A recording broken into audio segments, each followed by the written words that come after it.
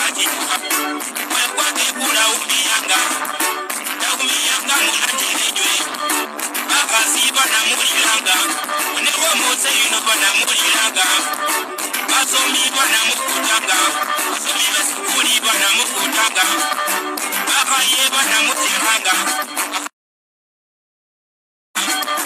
mose ino bana jirejwe mose ino bana jirejwe akira omukazi bawekeza bata akira omukazi watirumye bata akira omukazi bawafura bata mose ino bana jirejwe sibaba mweri ya mulije ndejwe akoko di makamundile akoko barayi di makamundile bana jirejwe akoko bechifuta ijamundile Nairobi ijamundile Akameka di makamundile Uneko kagarasi di makamundile Kachoni di makamundile Samose yunu bana jirejwe Uneko mose yunu bana jirejwe Nido mago wana kukumbo bano Nido mago wana jirejwe Ayaya Kanakananga Osese kwange kula ukumanga Osese kwange kula ukumanga Osese kanakananga Muratirata Osese kameka muratirata Osese kuseya muratirata Osese umama bana kuliranga Osese yunu bana kuliranga Osese bana kuliranga Osese idari bana kuliranga Osese koko bana kuliranga Osese beshukuli bana kuliranga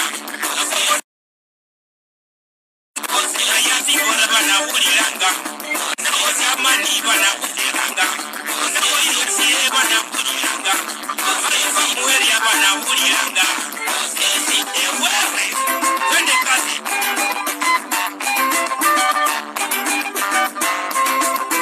Natumia pesa ikuzae pesa mkaratasi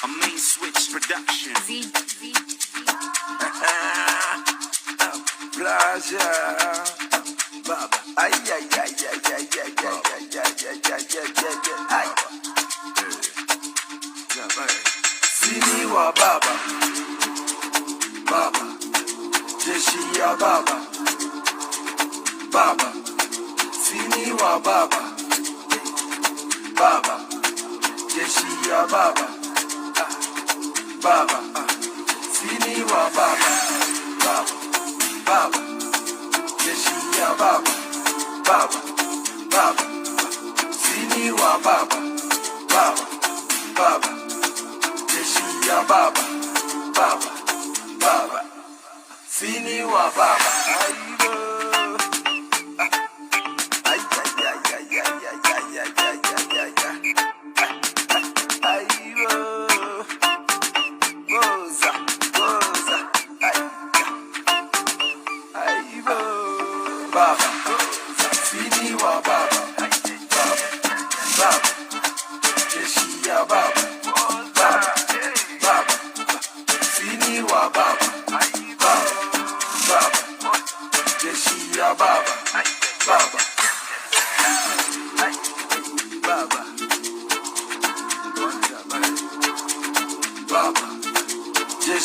Baba, baba, sini wa baba, baba, jeshi ya baba, baba, sini wa baba, baba, baba, jeshi ya baba, baba, baba, sini wa baba, baba, baba, jeshi ya baba.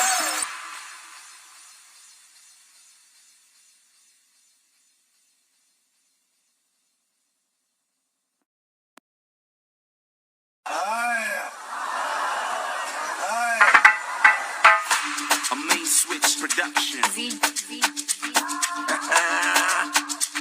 Plaza, baba, ay ay ay ay ay ay ay ay.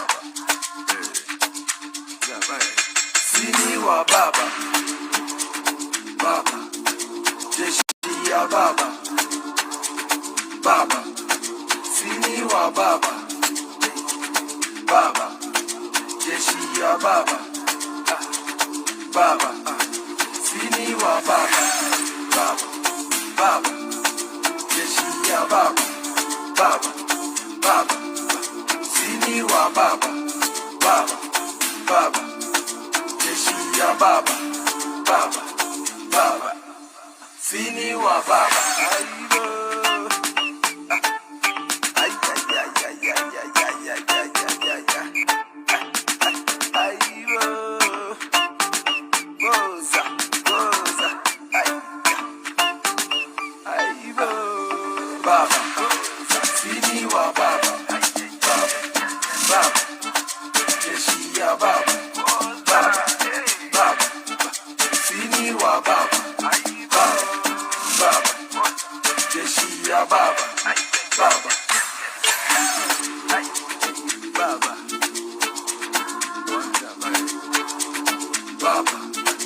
Jeshi ya baba, baba, sini wa baba, baba, jeshi ya baba, baba, sini wa baba, baba, baba, jeshi ya baba, baba, baba, sini wa baba, baba, baba, jeshi ya baba.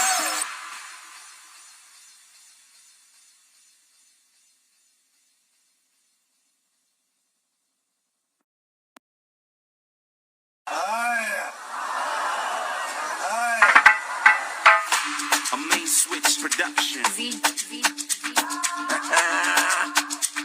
Plaza, baba, ay ay ay ay ay ay ay. Sini wa baba, baba, jeshi ya baba, baba, sini wa baba, baba, jeshi ya baba, baba, sini wa baba, baba, baba, jeshi ya baba, baba, baba, sini wa baba, baba, baba, jeshi ya baba, baba, baba, sini wa baba.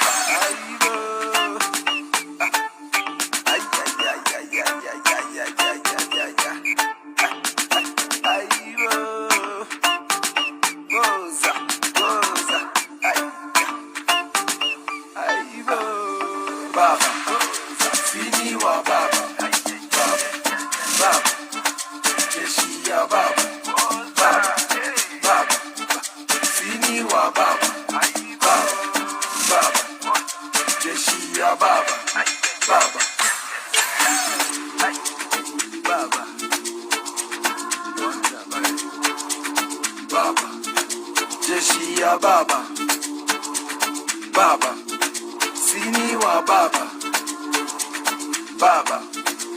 jeshi ya baba, baba, sini wa baba, baba, baba, jeshi ya baba, baba, baba, sini wa baba, baba, baba, jeshi ya baba.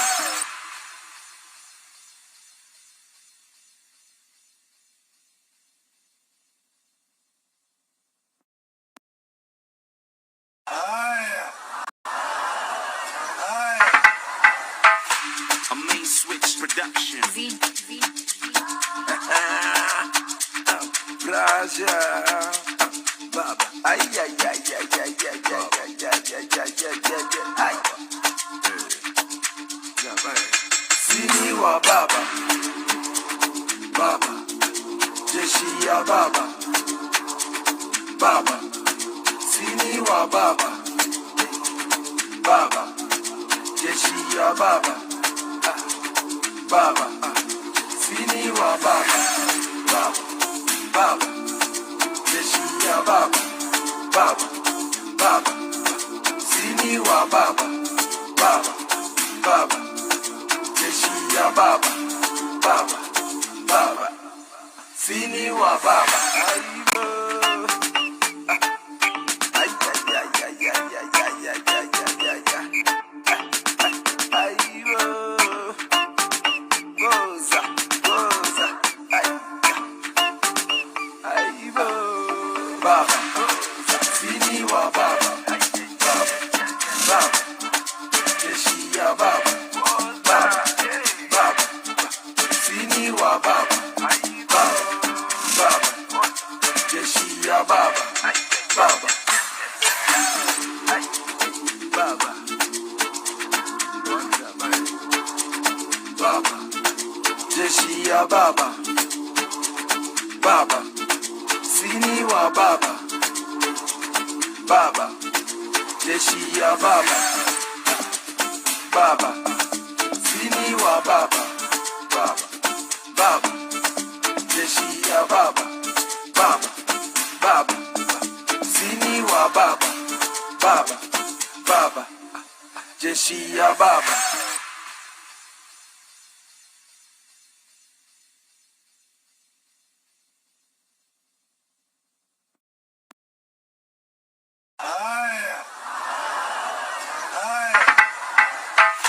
A main switch production.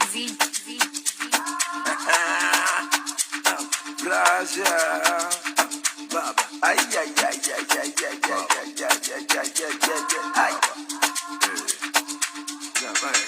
Sini wa baba, baba, jeshi ya baba, baba, sini wa baba, baba, jeshi ya baba, baba, sini wa baba, baba, baba, jeshi ya baba, baba, baba, sini wa baba, baba, baba, jeshi ya baba, baba, baba, sini wa baba.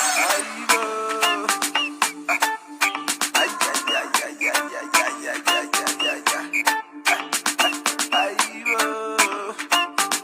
goza, goza, ay, ay, baba, sini wa baba, baba, baba, jeshi ya baba, baba, baba, sini wa baba, baba, baba, jeshi ya baba.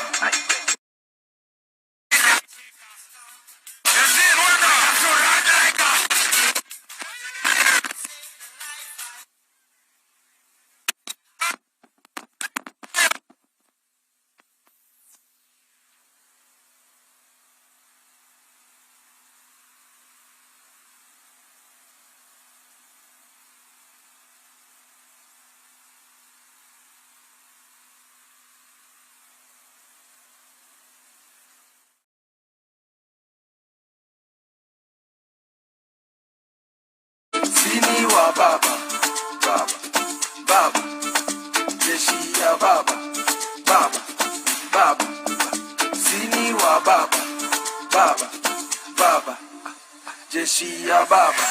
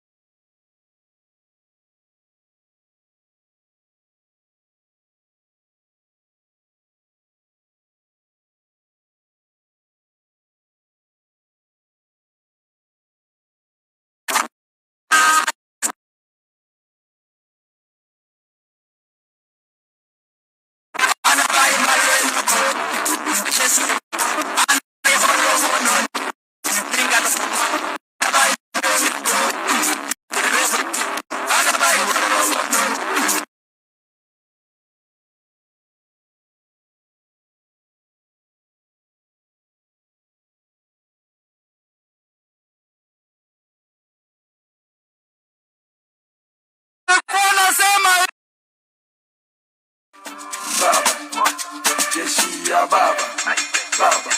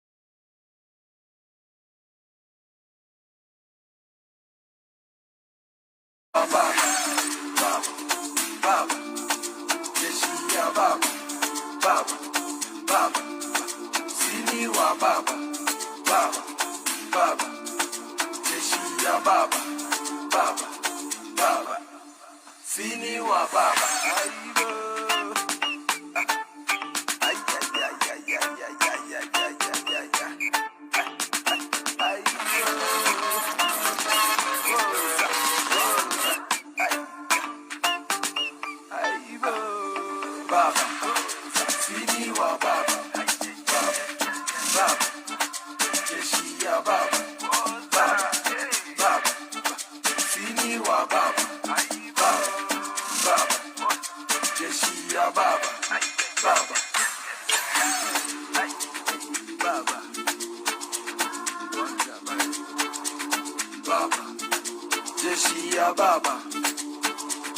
baba, sini wa baba.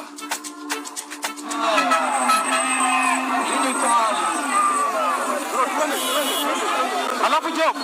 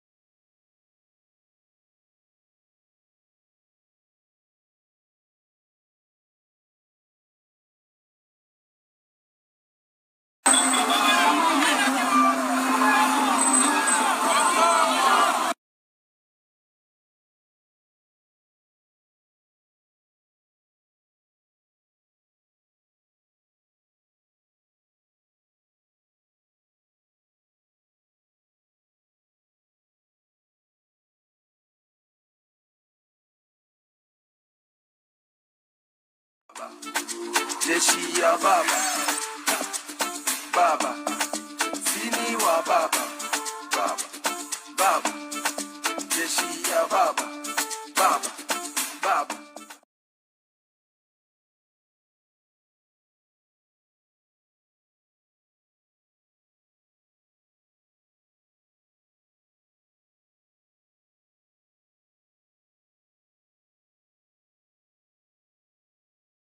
Sini wa baba, baba.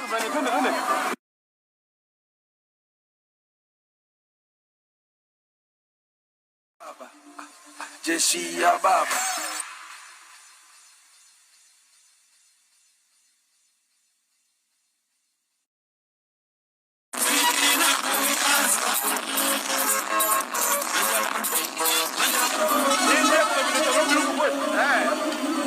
Dere twende man, twende. Tunawachwa sasa. Dere tunawachwa.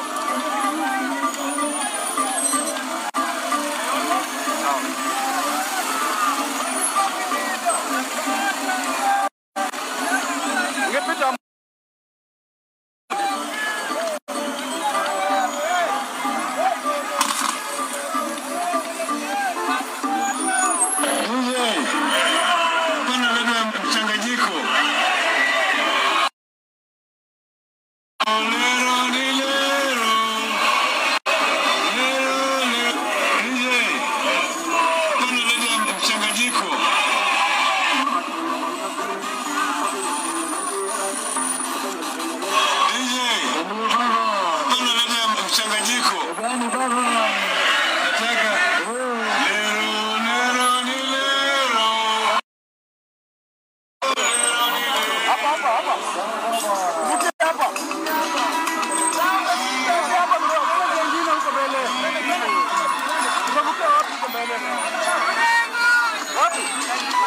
hapa tukija hii gari kwenda mbele.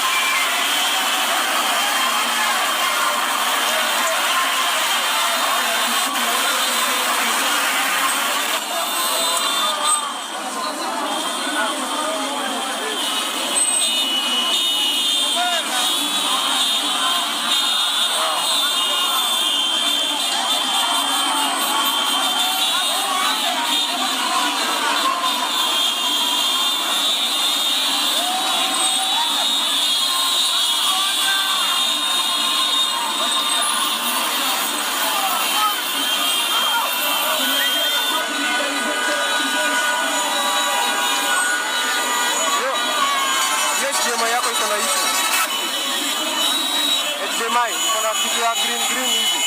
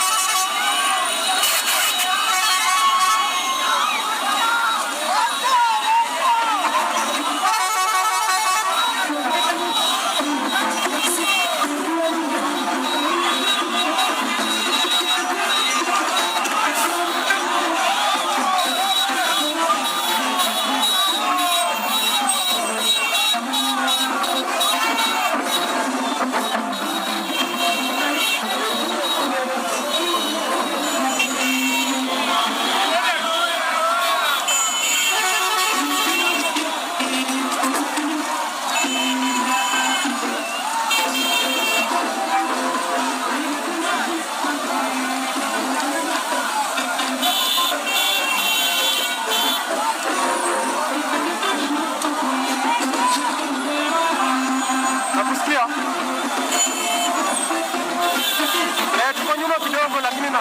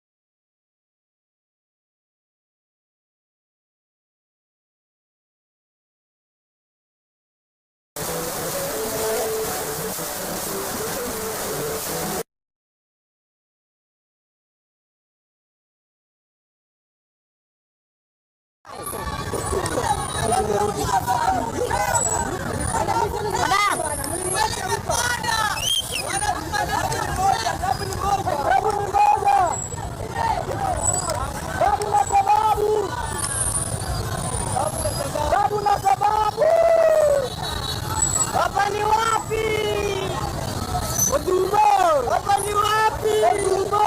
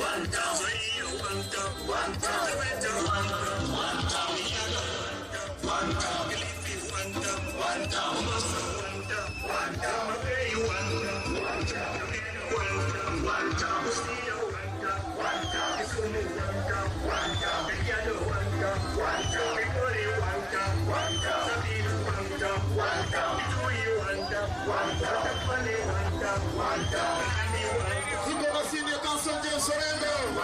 Tuko na Governor Osotsi. Dr. Osotsi. Tuko na Colin Njoroge. Barango yuko. Remo Wanta. Tuko na Abi Zwena. Tuko na Edwin Sifuna.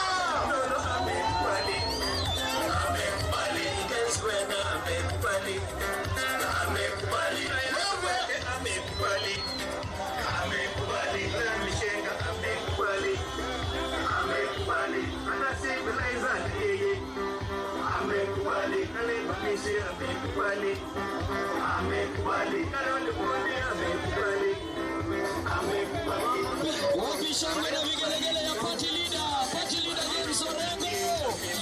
Party leader James Orengo. Senior council. Na tuko na the incoming governor Vihiga County.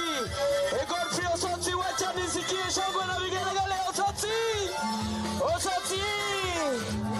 Tunasemaje? Kisumu sema one time. Kisumu sema one time. Kisumu sema one time. Wacha nisikie party leader shangwe yake. Party leader. Si mwingine ila ni Orengo. Wacha nisikie shangwe na vigelegele. Watu wa pikipiki fueli imepanda haijapanda. Watu wa pikipiki fueli imepanda haijapanda. Tunasikia sauti unapanda pikipiki ya mafuta kwa. Ni ukweli wa uongo. Linda mwananchi ndio itakusaidia. Sasa nyumbani. Tuko na mheshimiwa Nolo. Wakupita, Jackie. Mwambie, baba kwa mbele yao. Na tuko na party leader. Baba kwa mbele yao. Tuko na Babu Owino. Babu kwa sababu wilaya ni yangu. Tuko na Kale Morisi. Tuko na Paul Oyele. Hey, wapi Ruben Ndolo?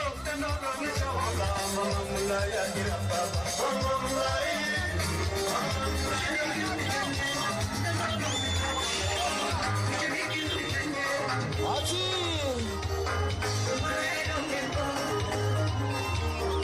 Usiepe Orengo nikanye.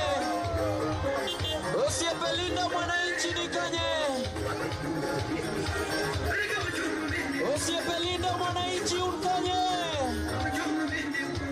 Sema one time.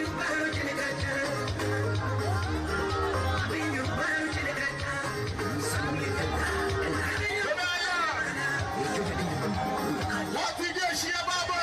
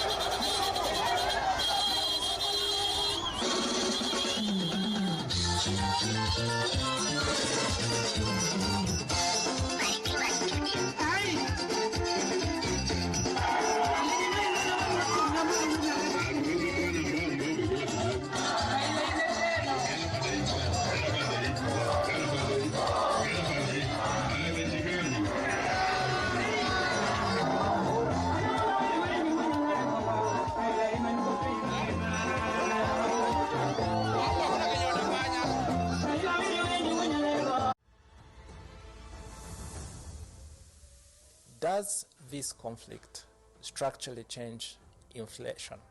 The energy crisis might persist for a lot longer. You know, everything that we import will increase 2x or 2.5x. From a growth perspective, where we thought growth will be in the low 5% prior to the onset of these geopolitical risks, I do think that an entrenched war in the Middle East can shave off at least 0.3 to 0.5 percentage points because of the inflationary impact.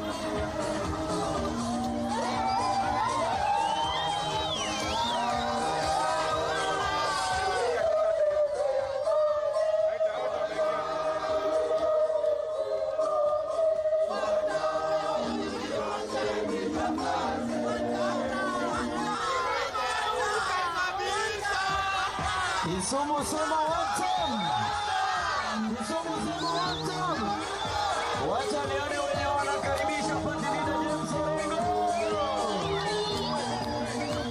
Kuimba kwa sauti.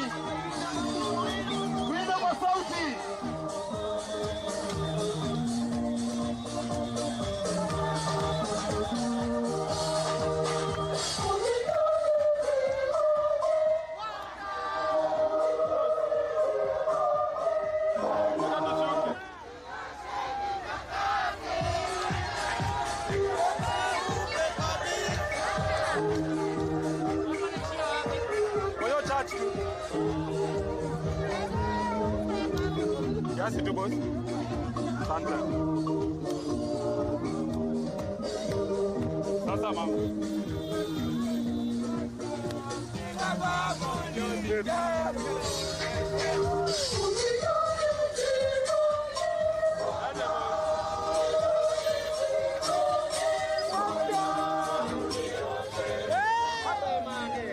Alex, kwani unatoka? Watu wanasukuma watu kwa hiyo gate mbaya. Hawataingia. Na badge. Kama mimi ndio mimi alikuwa naingia but kuna karibu aenda hata na kamera. Serious. Makara. Mama wewe. Mama youth. Unaona wewe? Wewe jaribu. Wewe jaribu. Niaje boss? Vipi? Habari yenu?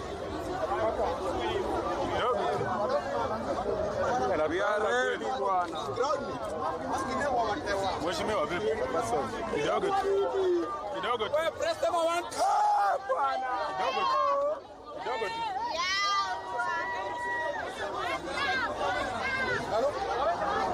Kidogo tu. Kidogo. Kamera. Yes. One time. Nafanya madam. Madam. Yes, kidogo tu. Press.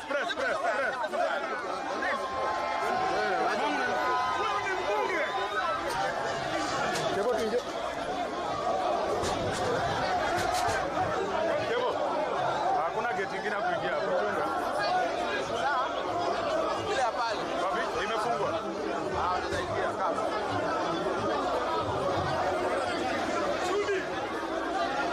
Press naweza pita hapa tafadhali. Tafadhali, press. Watu wa press wanataka kwenda huko. Press, tafadhali. Please, hao wa press tafadhali, hao tu. Sasa. Vipi? Media, tu ni media. Hakuna. Ni media. Kiasi tu.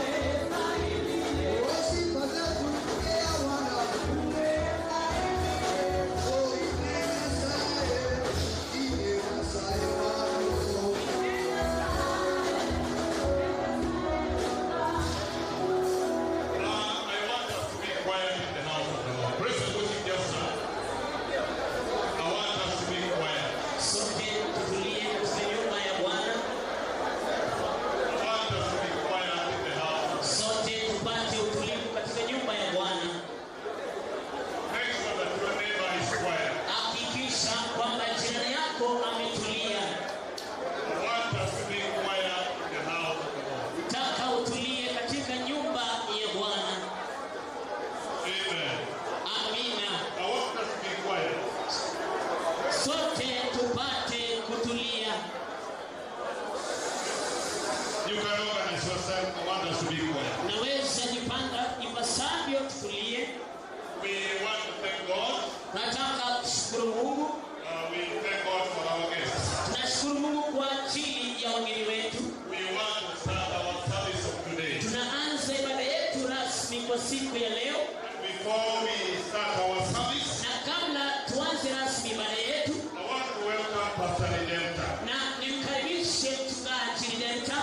I want to welcome Pastor Redemptor, Nataka nimkaribishe mchungaji Redemptor who will open this service in the word of prayer. ambaye ataanzisha ibada hii kwa sala na maombi. Then I will welcome praise and worship team to give us two numbers. Kisha nitawakaribisha wanasifu na ibada watupe nambari 2. Then we will go to the ministry of the word. Kisha tuende katika huduma ya neno.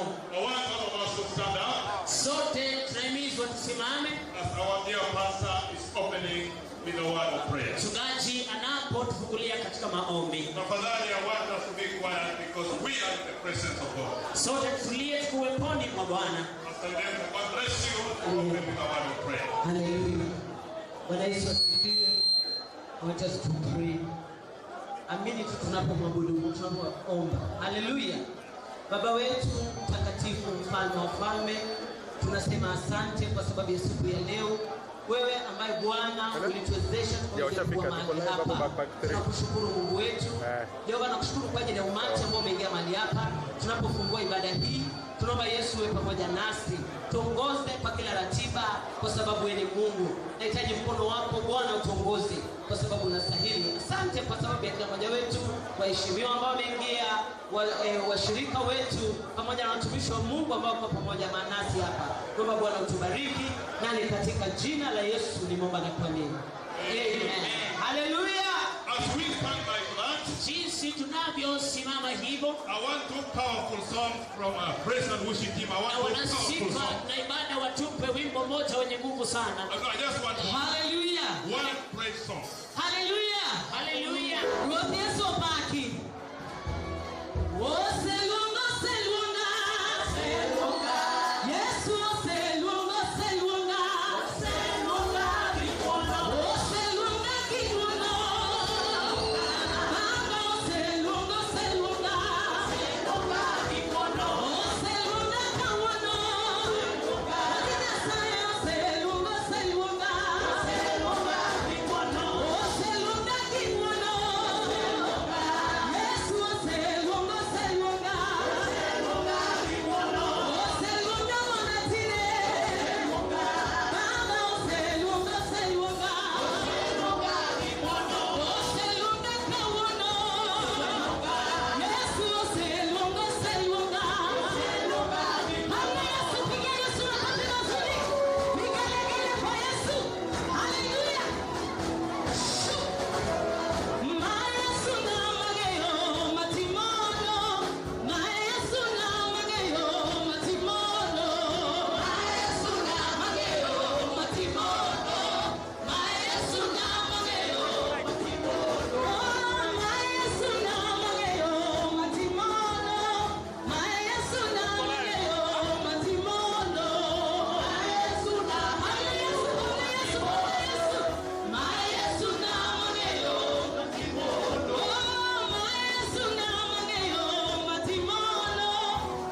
Yesu na mageyo matimono. Yesu na mageyo matimono. Yesu na mageyo matimono. Yesu na mageyo matimono.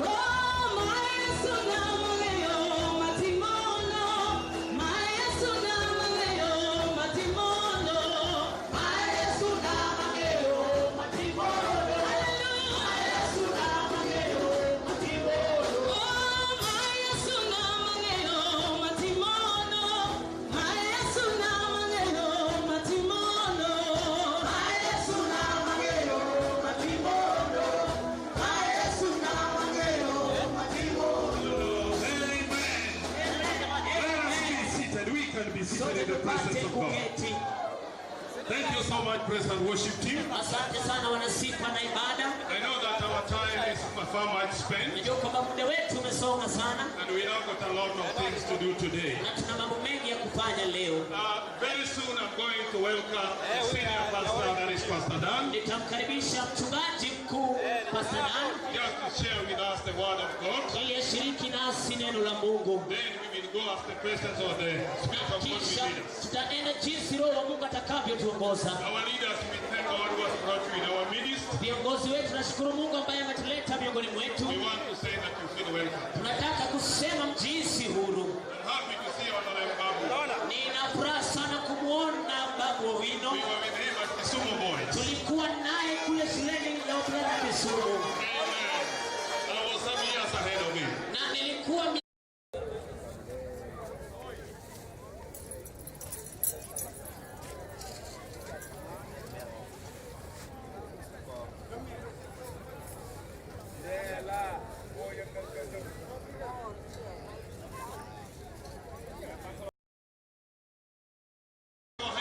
sote tuweke mikono pamoja. I welcome senior pastor. Tukimkaribisha mchungaji mkuu Just to speak with us. ili azungumze na sisi. Hallelujah. Haleluya. Bwana Yesu asifiwe. Yesu paki. Praise the name of Jesus. Bwana asifiwe. You will give me 10 to 15 minutes Igurumia dakika par kana itapaga beach. so that I may fulfill my assignment of being here today. Munomia tie jukumu mara kauono. Because I don't take it for granted that we are gathered in this church. Kwa sababu nisichukui kwa mzaha mmekusanyika mahali hapa leo. It is in the divine plan of God Na ni katika mipango ya Mungu. that you and me be here this day. Ili sote tuwe hapa pamoja. So allow me to speak to your spirit for 15 minutes. Nikubalie nilishe roho wako kwa dakika 15. Then we shall pray and I will release you Na today. kisha tutaomba nikuachilie. Allow me to read together with us the word of God Soma nami neno la Mungu in the book of Judges. katika kitabu cha Waamuzi. In the book of Judges. Katika kitabu cha Waamuzi. Judges chapter number 18. Kitabu cha Waamuzi 18. I ask you, each one of us, please just keep quiet. Na ninauliza kila mmoja wetu tupate kutulia. You, the one who is talking slowly, you are the one who is making Ni noise. wewe unayezungumza kiupole unafanya kelele. So I beg you in the name of the Lord Na kuuliza kwa jina la Bwana and in the fear of the Lord, na katika heshima zake Mungu. let us just be attentive for a few minutes Pate kumakinika kwa muda mchache. that I may speak the word of God to your spirit. Ili niweze kuulisha roho wako neno la Mungu. The Bible says in verses number 1, Andiko linasema mstari wa kwanza. in those days there was no king in Israel. Siku hizo pakuwa na mfalme katika And Israeli. in those days the tribe of Danites was seeking an inheritance from Israel to dwell in. Tena katika hizo siku kabila la Wadani walikitafuta urithi wake. For until that day their inheritance was among the tribes of Israel. Their inheritance among the tribes of Israel had not fallen to them. Maana hata siku hiyo urithi wao haujauangukia kati ya kabila za Israeli. So the children of Dan sent 5 men of their family from their territory, Bali wana Wadani wakawatuma watu na jamaa zao, men of valor from Zora to Ashkelon, watu mashujaa kutoka Sora, to spy out the land and search it. ili kuipeleleza nchi hiyo kukaikaua. And they said to them, Wakawaambia, go search the land. haya endeni mkaikaue. So they went to the mountains of Ephraim to the house of Micah Basi wakaifikia nchi milima ya Efraimu and not there. na wakajenga nyumba huko. Let me read more verses and then I say what I want to say in a few minutes and I pray. While they were at the house of Micah, Walipokuwa katika nyumba ya Mika, they recognized the voice of a young Levite. wakatambua sauti huyo They haringilivu. turned aside and said to him, Wakageuka wakaenda huko. who brought you here? Nani alikuleta What hapa? are you doing in this place? Wakamuuliza, unafanya nini mahali What hapa? do you have here? Una kazi gani hapa?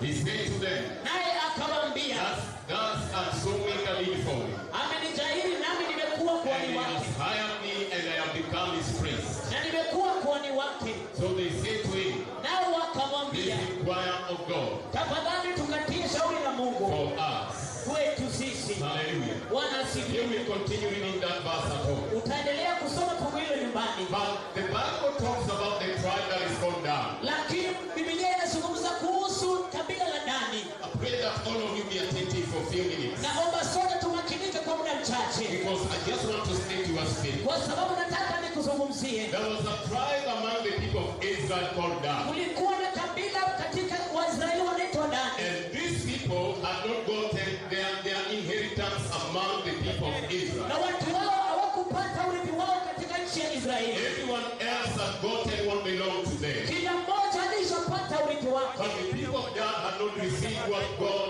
decided that they had. Lakini watu wa ndani hawajapata urithi wao. So they decided they will send people Waliamua watatuma watu to go and take the land for them. ili wachukue nchi kwa ajili But yao. as they were going to take the land, Walipokuwa na hela kurithi the nchi, Bible said they met a priest, a young priest, andiko linasema wakakutana na kuhani mdogo where they were going to possess the land. walipoenda kurithi shamba, And they asked him, what are you doing in na this place? wakamuuliza unafanya nini huku, Because they didn't expect to find a priest of Israel kwa sababu hawakutaraji kupata kuhani mdogo in Israeli. such a place where they found him. Mali hapo walipomkuta And he surprised them. na wakashangazwa, So he told them akawaambia that Mika got me kwamba Mika alinitafuta and put me in this place to serve. na akaniweka mali hapa ni hudumu, And I have served. na nimehudumu. As you read verses number 6, Ukisoma mstari wa 6, the Bible says, andiko and linasema the priest said to them, na kuhani akawaambia, go in peace. haya endeni kwa The amani, presence of the Lord be with you. na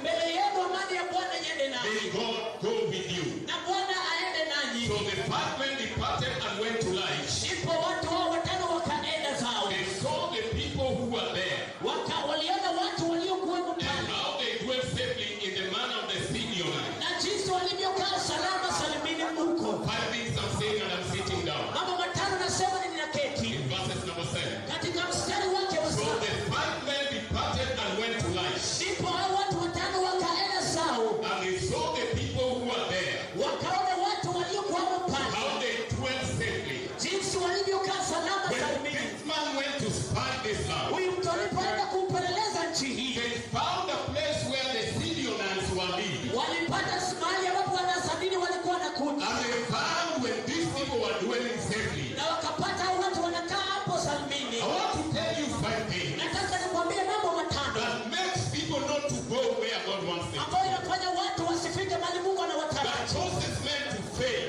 ambayo inafanya watu to wafeli fulfill the plan of God with their life. ili wasiutimize mpango ya Mungu na maisha One yao. of them Moja wapo is that when people feel in their ni hearts kwamba watu wakiishi ndani yao that we are saved, kwamba tuko salama, they cannot make advancement hawawezi endelea and they cannot bring change. na hawawezi leta mabadiliko. But I want to tell all of us leaders who are here Na nituambie viongozi waliomo hapa that God chose you for such a kwamba time Mungu alikuchagua wakati kama huu that there may be change in the life of the people. ili kuwe na mabadiliko kwa maisha ya watu. Hallelujah. Wanasifiwa. You are not the best of all, Wewe sio bora zaidi, but it pleased the Lord lakini inampendeza to Mungu put you in the position ili akuweke mahali hapa that He has placed you in, ambao amekuweka that there may be change. ili kuwe na So mabadiliko. when they look at these people, Wakiangalia watu hawa they found out walipata kuwa that they were dwelling safely. walikuwa na kaa salama, There is nothing that was disturbing them. hakukuwa na madhara yoyote. Listen to me, my brother, my sister. Sikize ndugu yangu, When people feel they are safe, watu wakiishi wako salama they cannot keep their life. hawawezi Kutoa maisha yao.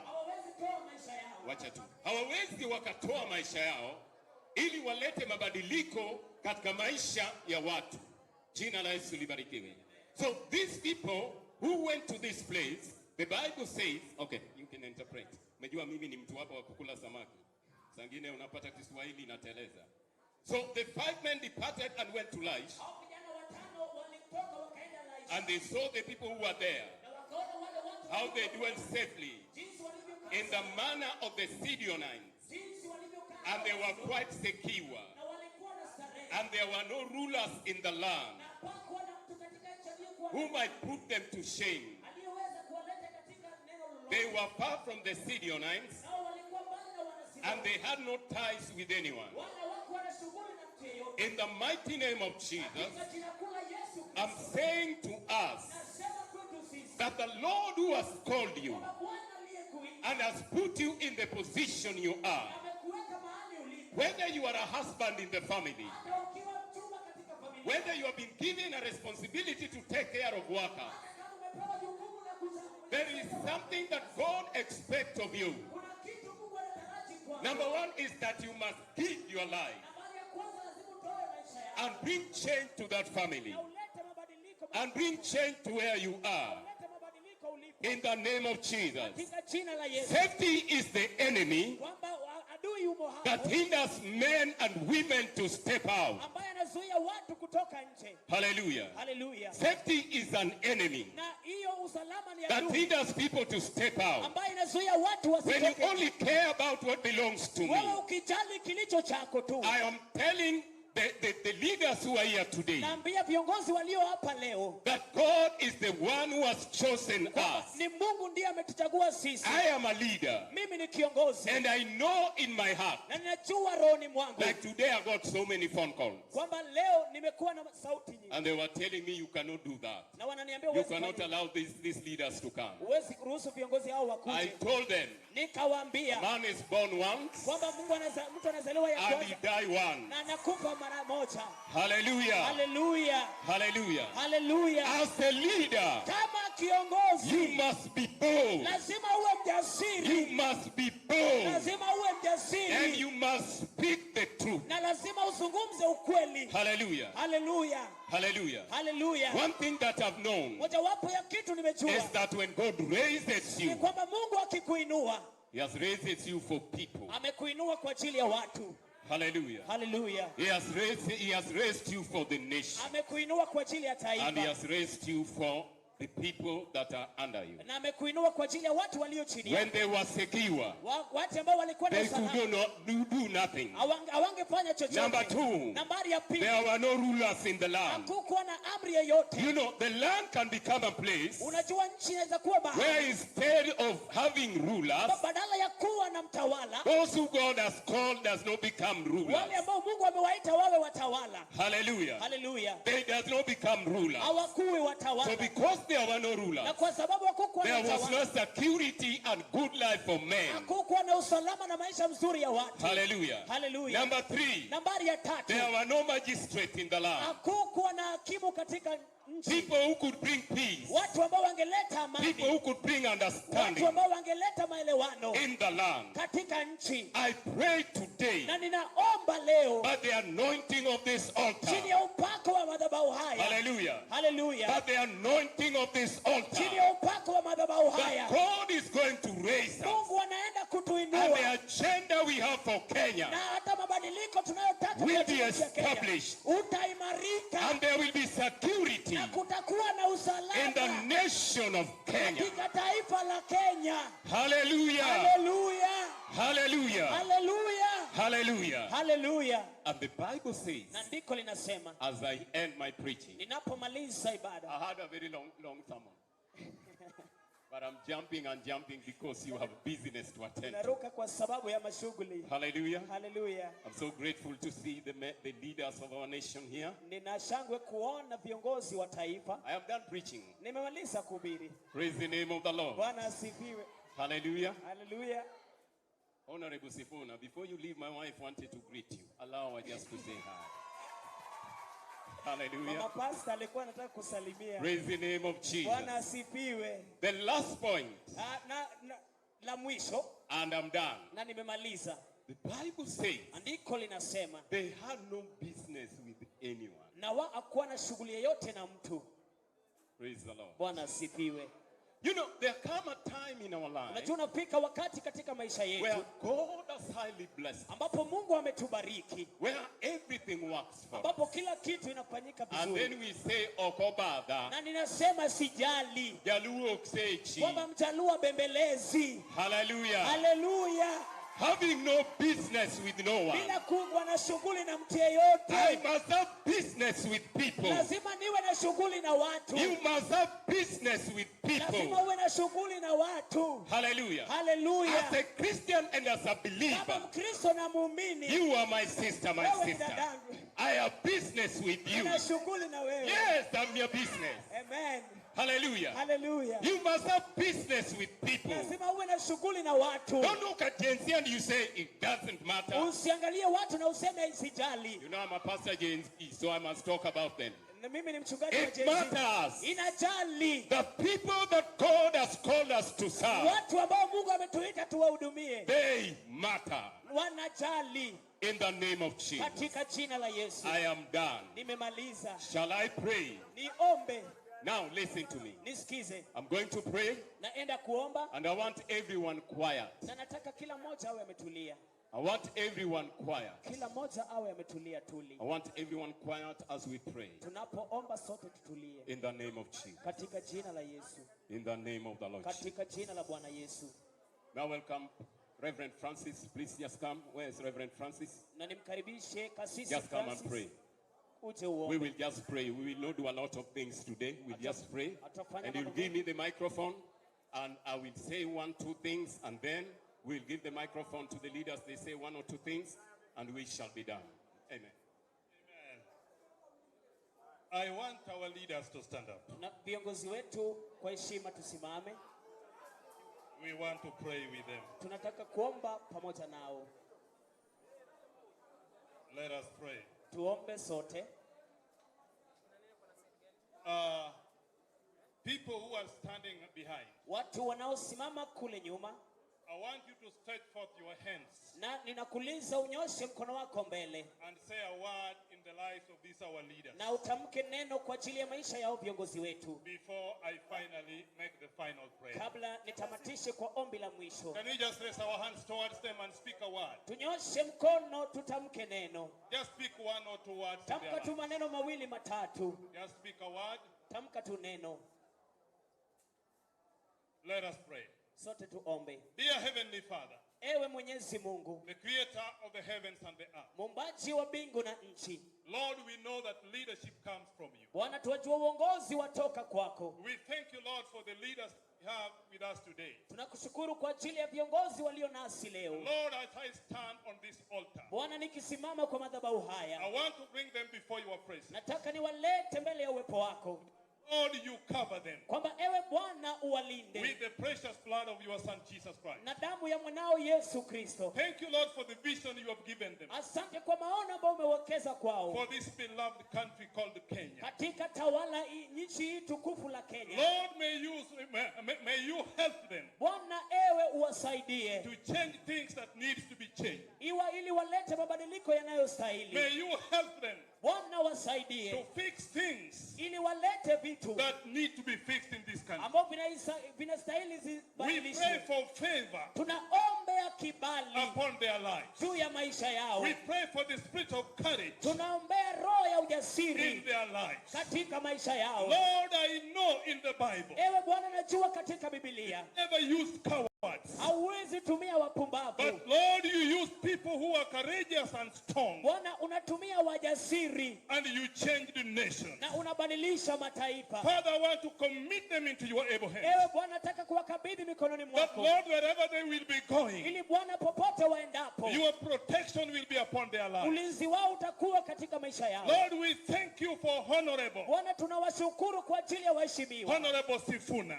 Mheshimiwa Sifuna. Lord, we thank you for honorable Sosi. Bwana, tunakushukuru kwa sababu ya Mheshimiwa Sosi. We thank you, Lord, for honorable James Orengo. Tunakushukuru kwa sababu ya Mheshimiwa Gavana James We Orengo. thank you, my Father, for honorable Babu Owino. Tunakushukuru kwa sababu ya Mheshimiwa Babu Owino. Lord, we thank you for honorable Rafael Tuju. Bwana, tunakushukuru kwa sababu ya Mheshimiwa Rafael Tuju. We thank you, Lord, for honorable Nyonka. Tunakushukuru kwa sababu ya Mheshimiwa Onyonka. And then them that have not mentioned. Na wale ambao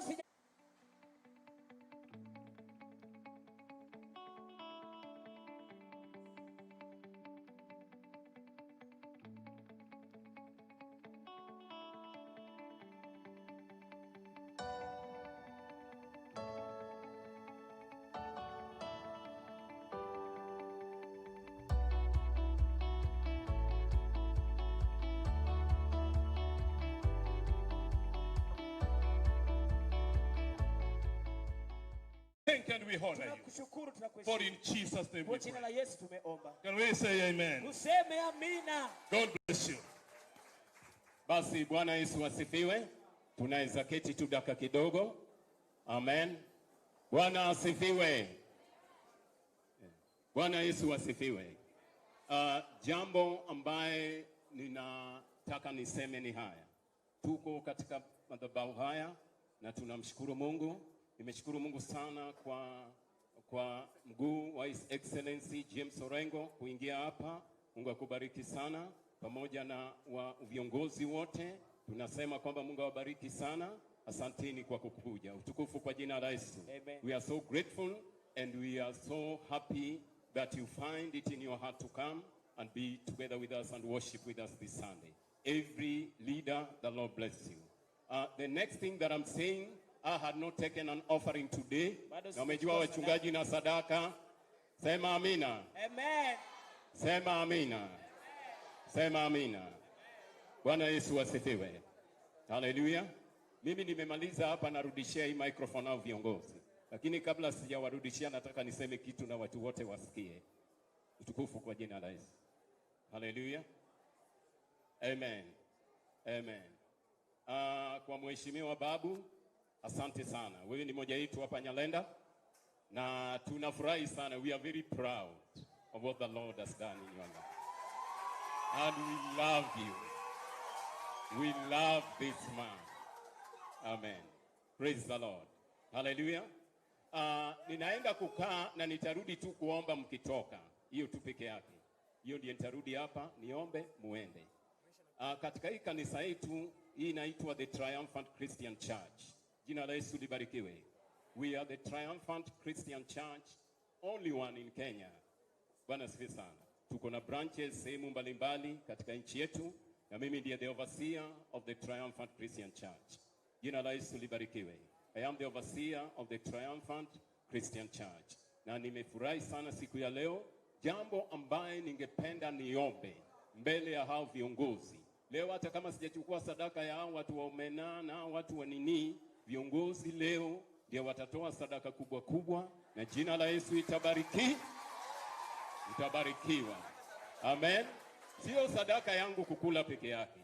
Mimi niko na ofisi ninajenga hapa, ningewakaribisha kwa ofisi lakini imekwama miaka 3. So mimi leo His Excellency and Babu Owino Sifuna Ososi and the leader, I'm forgetting the name, forgive me sir. Amen. All of you, God bless you in Jesus name. So Caleb, God bless you. Bwana sifiwe. Bwana sifiwe. Mimi naitwa Caleb Otieno. Nashukuru Mwenyezi Mungu kwa kuwa hapa. Mimi yangu itakuwa machache, nataka kumkaribisha mheshimiwa wetu Babu Owino ili akuja aongee na sisi. Wangapi wanataka Babu Owino aongee na sisi? Tumkaribishe. Asante sana. Ero urukamano Nyalenda untie. Untie.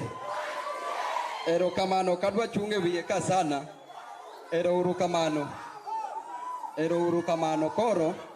Adwa ne akaw dakika matin mondo walos uru matin mondo jo weche modong wadhi wache pap. Donge kamano. Nataka niwashukuru kabisa wageni wote ambao wamekuja hapa na wakaribisha. Tuko hapa na waheshimiwa, nitakuintroduce tu na una wave. Kisha nipatie waheshimiwa watatu, kisha tuende tuongee kwa kiwanja. Sawa sawa? Kwa sababu bado tunataka tutembee. Sasa niko kuanzia mwisho, my farthest left, niko na His Excellency Mheshimiwa Raphael Tuju. Mauodwa Makai. Then niko na Mheshimiwa Obadia Barongo. Tuko na mtoto wenyu hapa Willis Raburu. Raburu ni Mieuru Seneta Makisumu. Donge kamano. Kamano. Tuko na Mheshimiwa Anthony Kibagendi kutoka kule Kisii. Mheshimiwa Joshua Kimilu kutoka kule Kaiti. Mheshimiwa Engoko mwenyewe, Mheshimiwa Clive Ombane kutoka Nyamira. Alafu tuko na jeshi moja hatari sana. Mheshimiwa kutoka Kisii, Mheshimiwa Richard Onyonka. Niko na mtoto wenyu hapa pia, mmoja kabisa, Mheshimiwa Karoli Omondi. Na tena niko na mheshimiwa kutoka kule Trans Nzoia, Mheshimiwa Caleb Amisi. Hapa niko na Mheshimiwa Eric Janganya, Evans niko na wewe, Esau niko na wewe, Gaddafi niko na wewe, Bob Njagi niko na wewe na timu yako, na la muhimu pia niko na Mheshimiwa Oundo kutoka kule Busia, Daktari Oundo. Tuko na Zwena hapo, tuko na Pauline Joroge kutoka kule Nairobi, tuko na Mheshimiwa Patrick Makau kutoka kule Maboko Machakos. Alafu tuko na Mheshimiwa Ruben Ndolo Nairobi. Tuko na Mheshimiwa Arafat, Mheshimiwa Brian Weke, tuko na Mheshimiwa Owino, tuko na Mheshimiwa Onguru MCA kutoka Siaya, na tuko na Ayoi, tuko na Mheshimiwa wetu kutoka Amedo kutoka South Sea. Asanteni sana, tuko na Oguk, tuko na viongozi wote ambao wako hapa. Sasa nimekuona Mahanu. Asante. Asante sana. Sasa nataka nichukue nafasi. Kauona wachi Kiswahili matindonge kamano. Hapa ni wapi? Hapa ni wapi? Hapa ni wapi? Bishop Indi inaitwa Violent Faith. Ukitaka kwenda mbinguni lazima uwe na violent faith. Sasa hapa ndio maisha yangu ilianza. Hapa tu penye tupo. Na hapa ndio mama yangu alikuwa anauza chang'aa hapa. Dada ya mama yangu bado namuona hapa, Penina Akoth. Hapa niko na relatives wangu ambao wako hapa. Na hapa ninakumbuka polisi wakitushika tukiuza chang'aa. Nilikuwa naambia Sifuna tukikuja, kuna jamaa moja alikuwa na bucha hapa juu Nyaori, anaitwa Shem. Shem ndio aliitwa kufanya harambee kwetu fundraising, na yeye ndiye alikuwa guest of honor. Shem alikuwa na bucha, na nilikuwa naambia Sifuna, Shem akiniwevia nikimwevia. Huyo Shem yeye ni mmoja wao pamoja na nyinyi watu wa Nyalenda ambao mlifanya niende shule. Shule yangu ilikuwa hapa Central Primary School. Nikaenda hapa Kisumu Boys. Nilikuwa natembea kutoka hapa kila siku mpaka Kisumu Boys. Lakini Mungu ni nani? Bishop, Mungu ni nani? Mwenyezi Mungu siku ya leo ametuleta nyumbani. Na hapa nyumbani tunamshukuru Mungu. Watu wengine walisema ya kwamba hawawezi kutukaribisha hapa nyumbani. Huku ni kwetu. Huku ni nyumbani. Ukikuja nyumbani haukuji kwa fujo, unakuja kwa amani, unakuja na mapenzi, unakuja kusalamia watu wako, unakuja kusalamia wazazi wako. Kwa hivyo sisi hatuna shida. Sisi nia yetu ni kuongelesha wananchi wa Kenya.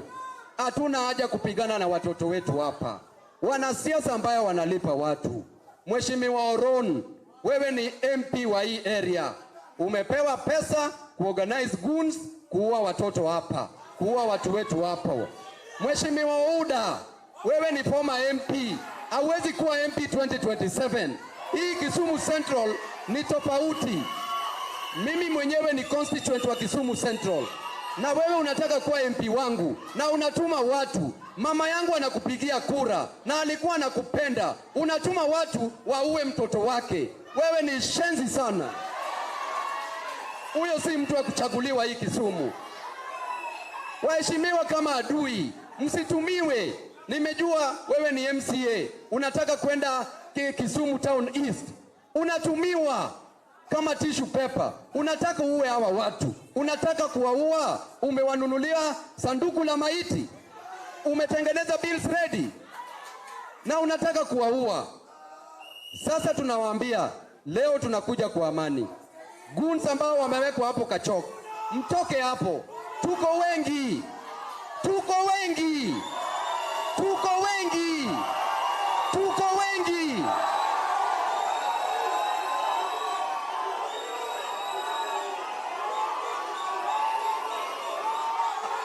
Sisi tunawaambia kwa upole, hatutaki kuua mandugu zetu na madada zetu. Hiyo sio haja yetu.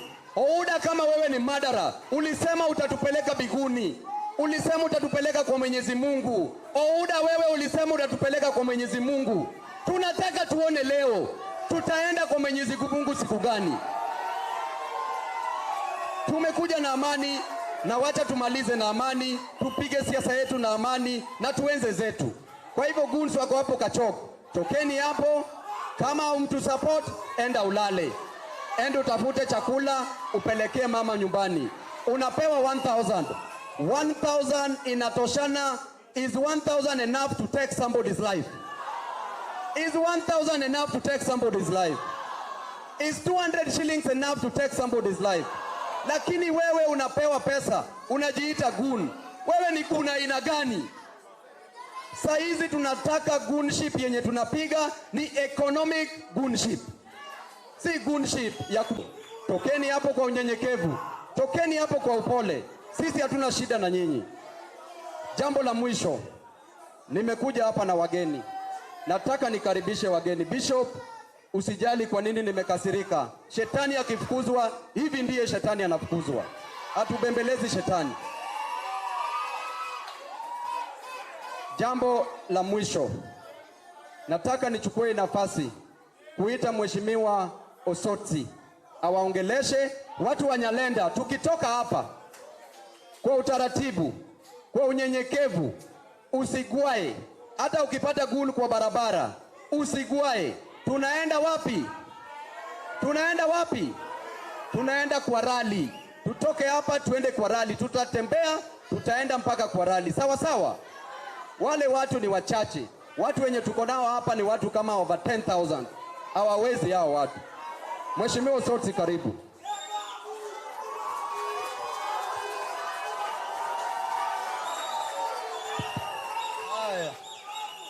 Haya. Wakristo wenzangu, hamjambo? Bwana Yesu asifiwe. Kwa sababu ya saa, mimi sina mambo mengi. Ile naweza sema tu kwamba mimi shetani alituma majambazi waniue pale Akesha, lakini nimerudi hapa kwa sababu ya Mwenyezi Mungu, si ndio? Kwa hivyo pastor, mimi nashukuru Mungu kwa kunipa uhai. Nasema mambo mengi tutaongelea kwa uwanja. Asanteni. Asante sana. Nimesahau mheshimiwa mmoja. Mheshimiwa Samuel Atandi. Umetoka kule Siaya. Unakuja kupanga watu Kisumu. Unataka watoto wetu wauliwe. Tunawajua wote. Tunawajua wote. Mnatumia huyu jamaa wa bodaboda anaitwa Jacob. Mnatumia watoto wetu kuua watu. Mheshimiwa Atandi, wacha kuleta ujinga yako Kisumu. Kama una support two term, kaa tu kwa two term. Sisi wacha tukae kwa hii term yetu moja. Mwananchi huyu ata decide anapigia nani kura. Wacha nichukue nafasi kuita Mheshimiwa Seneta, kijana wetu shupavu kutoka Nairobi na Bungoma na Kenya mzima. Karibu Edwin Sifuna.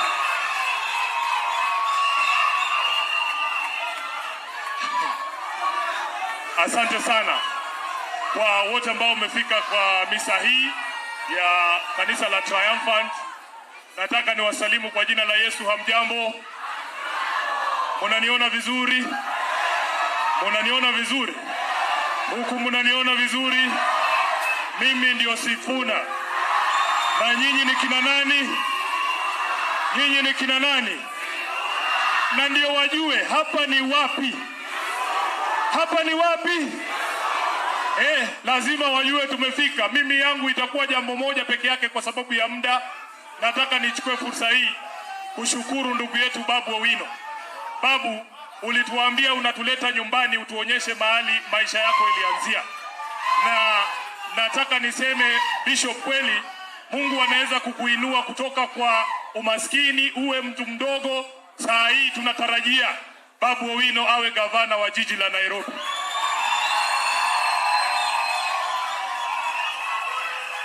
Kwa hivyo Mungu ni mkuu, si ndio? Jambo la pili, tumekuja Kisumu kusema asante kwa wakaazi wa Kisumu. Na vile mhubiri ametuambia hapa, safety is the enemy. Ukikuwa mtu muoga huwezi kuleta mabadiliko katika taifa hili letu la Kenya. Wametutishia na sisi, wanatisha kanisa, wanatisha viongozi, wanatisha wananchi. Sisi tunasema tunakuja kwa amani. Manake Kisumu na haswa watu wa Luo Nyanza, mko na historia ya kwamba nyinyi ni wanademokrasia. Mtu anaweza kuja aseme yake, mwingine aje siku nyingine aseme yake na waondoke waende. Na zaidi, nyinyi ndio watu ambao mumeumizwa zaidi katika taifa hili letu la Kenya. Tumeona picha ya watu wanatolewa kwa manyumba hapa Nyalenda, wanapigwa na polisi bila makosa yoyote. Watu wetu wengi sana hapa Kisumu wameuawa. Nyinyi ni watu wa kusimama na haki, na huo ndio mfano ambaye baba Raila Amolo Odinga alitupatia, na sisi tutafuata hapo hapo.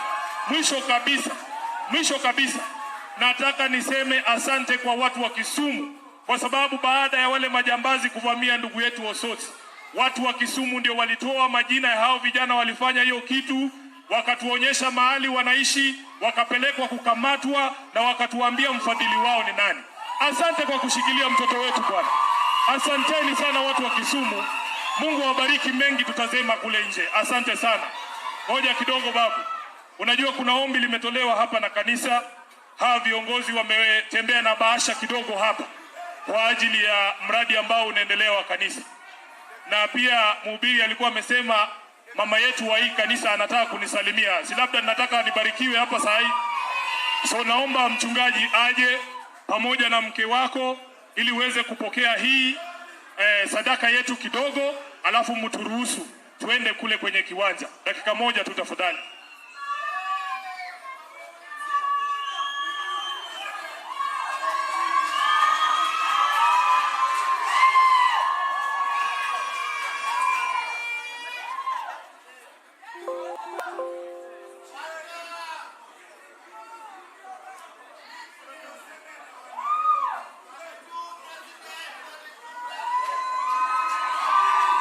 Haya, asante sana, Mungu awabariki. Nataka sasa nimkaribishe. My work is easy because I use ClickUp. Here's how I keep track of all my tasks. I start by brain dumping everything I need to get done in a list view. Gavana wa Siaya, Mheshimiwa James Orengo, karibu.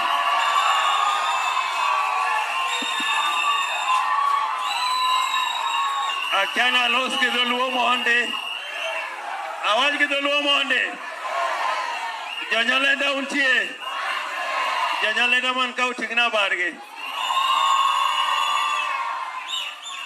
Mimi kuna wakati mwingine nilikuwa napigana kwa siasa kali sana. Na kuna vijana wa Nyalenda walikuwa wananisaidia kwa hiyo vita. Moja yao ni Caleb iko wapi? Caleb. Huyu kijana tumepiga nao vita nyingi sana. Miaka 20 tumefungwa na yeye, lakini bado yuko imara. Anataka awe MCA, mpatie yeye kura. Kotina nikae. Kotina yuko hapa. Kotina Koro. Awa jono jothurwa. Uinja. Wajma party leader nyakachak bedo party leader mae kanisa Makongo bire Nyalenda kae. Tangu niwe party leader ya ODM. Hii ndio kanisa la kwanza ambao nimekuja kuabudu. Kwa hivyo mimi nafikiria tumebarikiwa. Babu, wale watu uliowataja, viongozi wengine, naomba zile pesa walipata kwa Ruto, hizo pesa warudishe. Wakina Tandi, wakina Oron, rudisheni pesa za Ruto, hatutaki pesa za Ruto. Koro.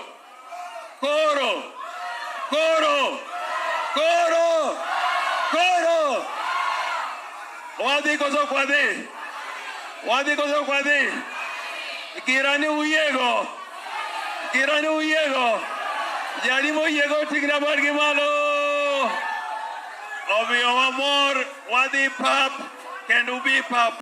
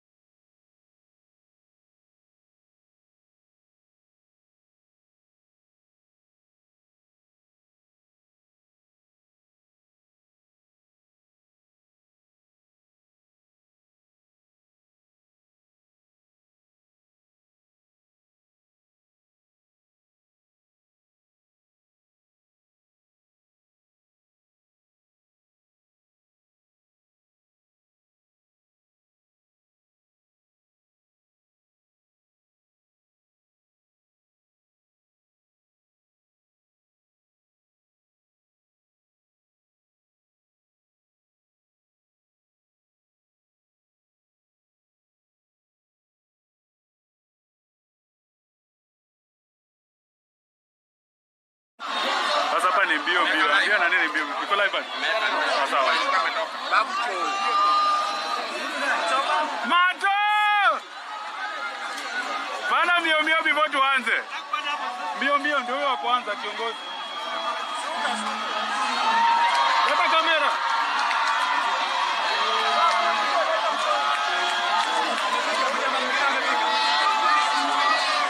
Bado mmoja. Unashikwa tu hapa na mwanaume mwenzake. Bado mmoja atafika. Chunga. Mwenzako mwingine amekuja. Hapo sawa atakuja. Utakaa chini wewe.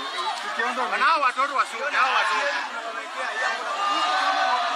Hao watoto washuke, hao watoto. Watoto washuke bana. Si wataumia hapa mbele. Bana. Ingekupata hiyo.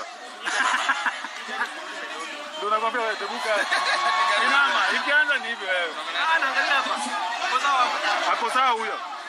Utalikuchia tu na start. Kwa mia hawa. Iko kwa ngapi? Iko nani? Start kwa mia. Unalia huko. Nikuletea. Unaleta tu.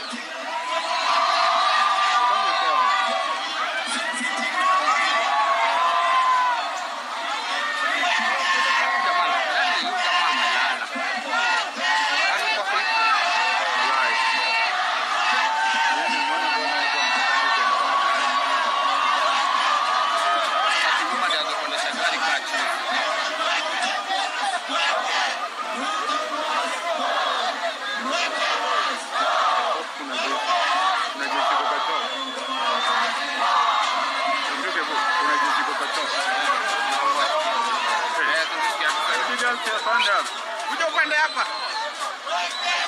Kuna msichana mrembo anakuja hivi hivi kufanya nini? Ndio nimesema ongea na mdogo. Ndio kwa transport. Ndio back.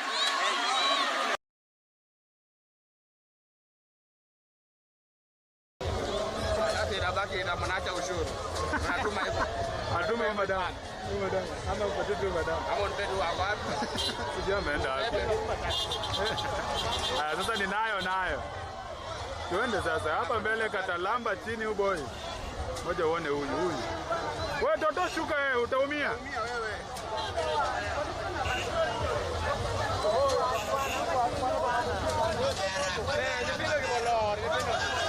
Watoto washuke hapo nyuma wasianguke. Nishawapata.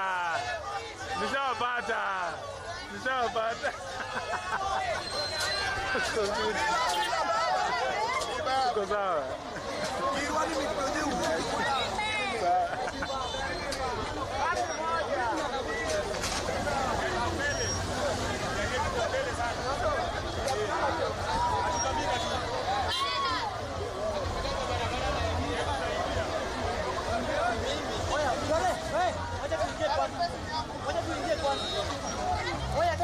Tunafinya tu.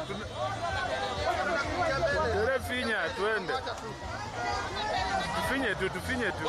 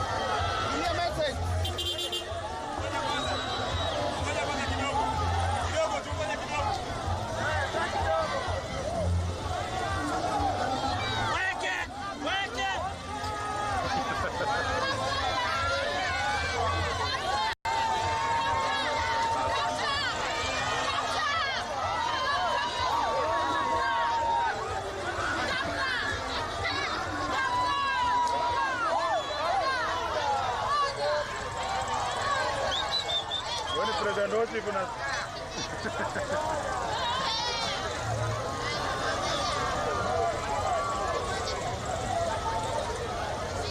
Wanafinya macho mzungu. Hao jamaa walikuwa na report. Namkumbuka vizuri. Ofiti. Right.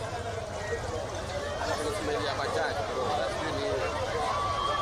Yeye angetuachia tu tupite. Salimana hapa, ngoja wana kulimana. Wana kulimana paga ndio kulimwa. Toto mtalimwa.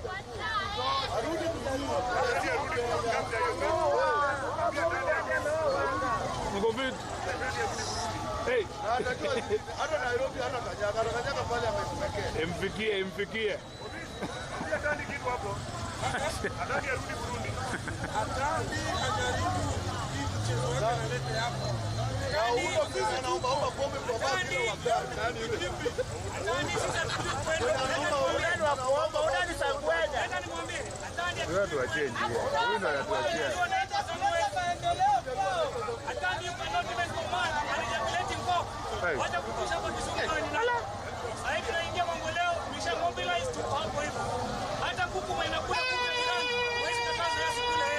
Wewe nani wewe Atandi wewe? Yasa vile nilikuwa naona live yako siko sawa. Sasa hii kizima sitaenda na yako. Si live hii iko. Perfect. Wewe ni mjanja.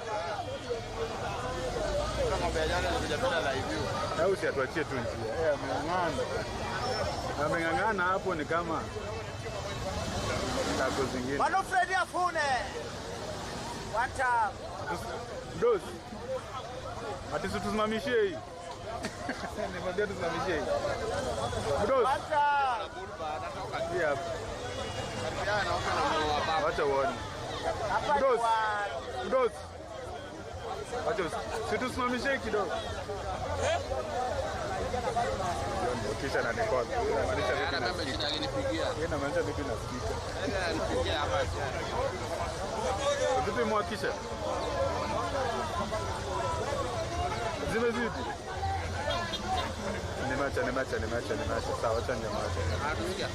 Natusikia sawa, acha nyamaza. Kwenda huko Sawa, wazi, asante. Pole, asante lakini asante. Mungu tunaongea ujinga. Wewe pia tutoe sauti. Toa sauti. Live. Ni sawa, weke radio. Hey. Tatu mute sasa. Piga simu kama mshauri. Ana kama bwana bulbaka wako. Ikijogogo hii.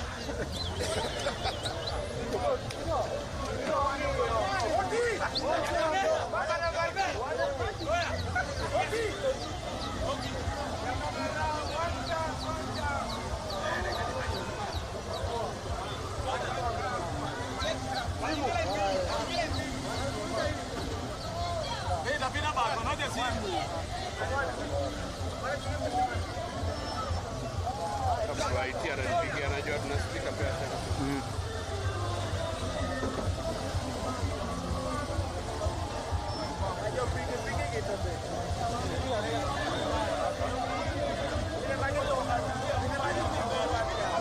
Mtu wa Manchester. Kwa serious.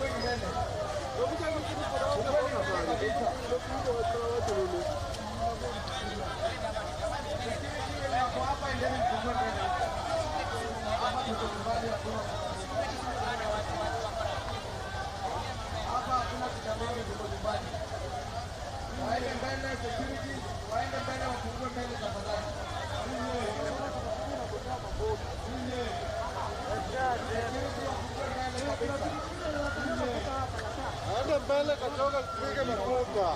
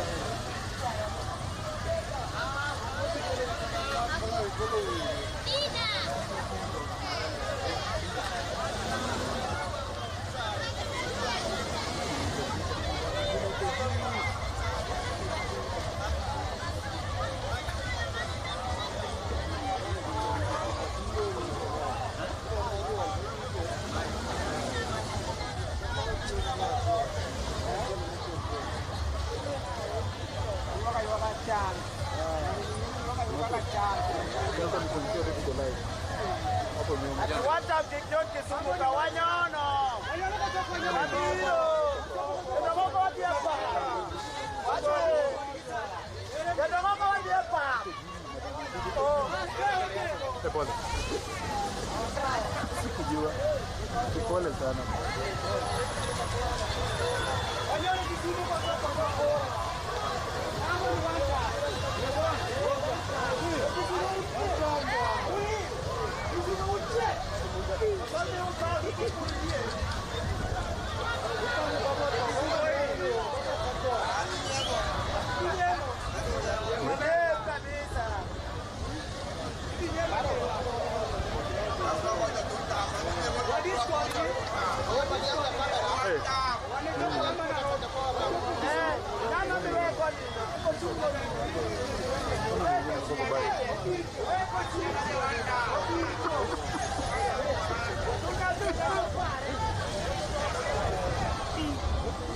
Atikikwanyon Kisumu kawanyono.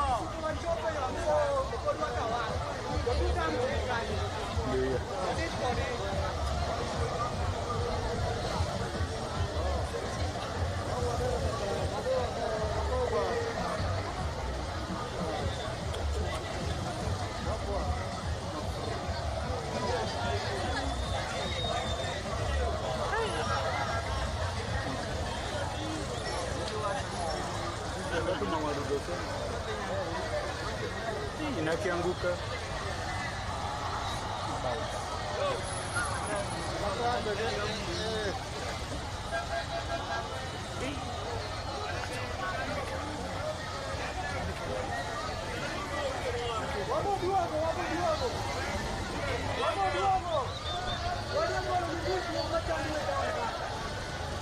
Braio. Braio.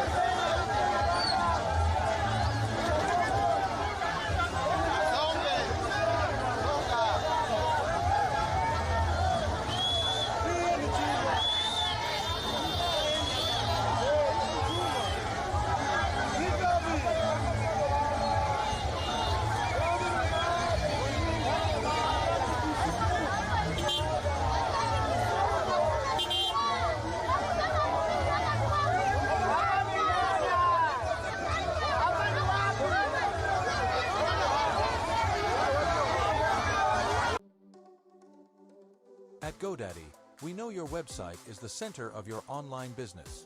Help protect it from online threats with website security. Every GoDaddy plan comes with an SSL certificate that'll protect your customers' sensitive data, along with daily malware scans and a firewall, all of which you can manage from one place. A protected site will also help your search ranking. Get peace of mind for your online business today with GoDaddy.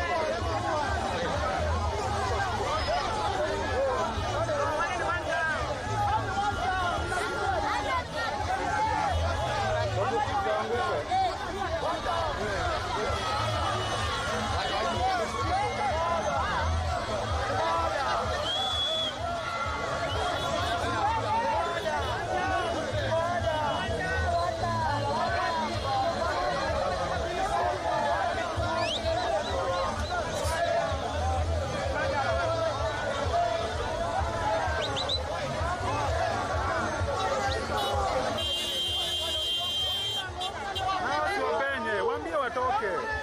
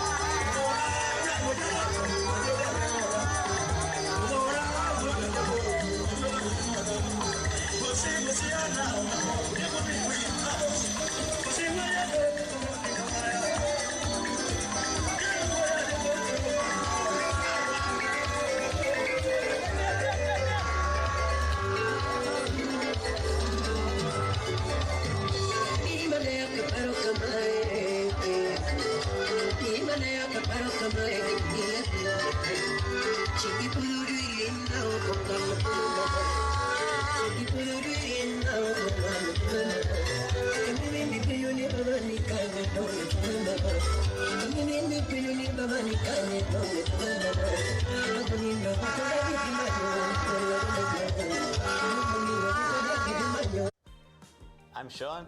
And I'm Elliot. And we're the co-managing directors of Booty, a sustainable underwear and clothing brand. Our old e-commerce platform was clunky, and it relied on developers. We needed flexibility, control, and speed to grow. So we switched to Shopify, reducing manual tasks, increasing automation and security, and finding more time for the business. Since then, our team and sales have only grown. It's a no-brainer for any business at any stage. Make the switch to Shopify.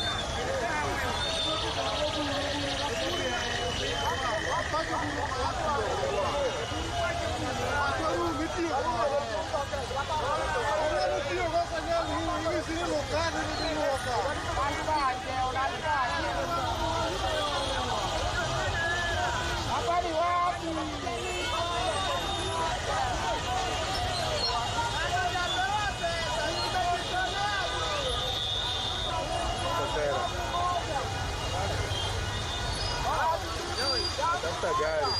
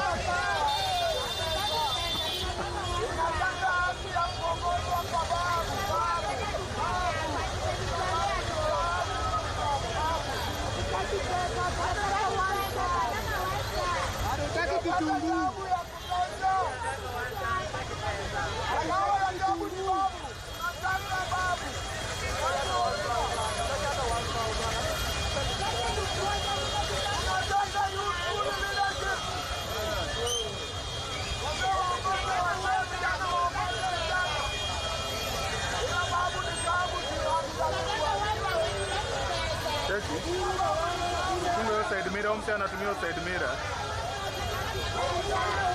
Kama nikusoma itabidi umekuja mahali. Mama uko sawa?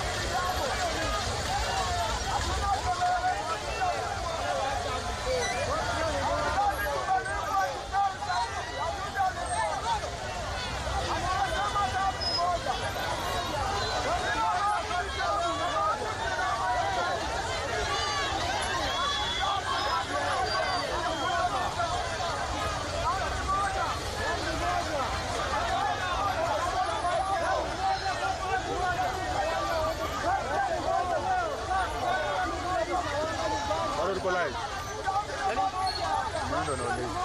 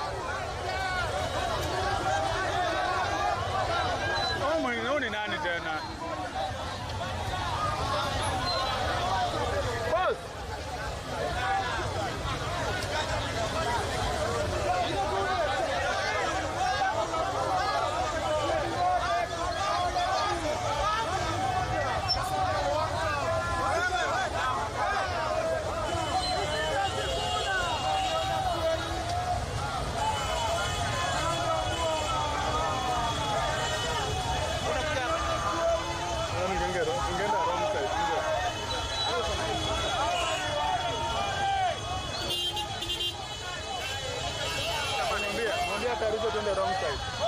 Turuke hata kama ni hapa kwa hii bump. Tuende na hiyo side nyingine.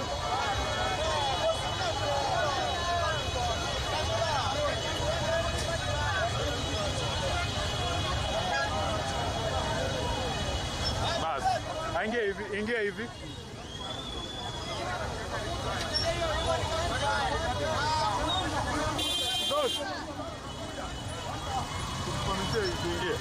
Nataka turuke kwa hii bump.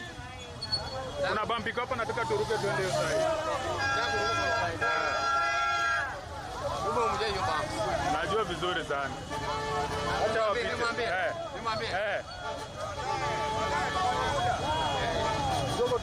Kidogo tu. Aruke hii bump tuingie na hii side. Hapo mbele. Wimsho. Perfect sasa. Hapo mbele.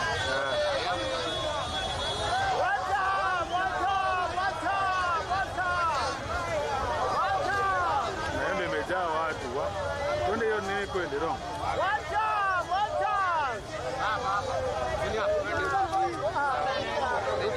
Ama twende. Sawa.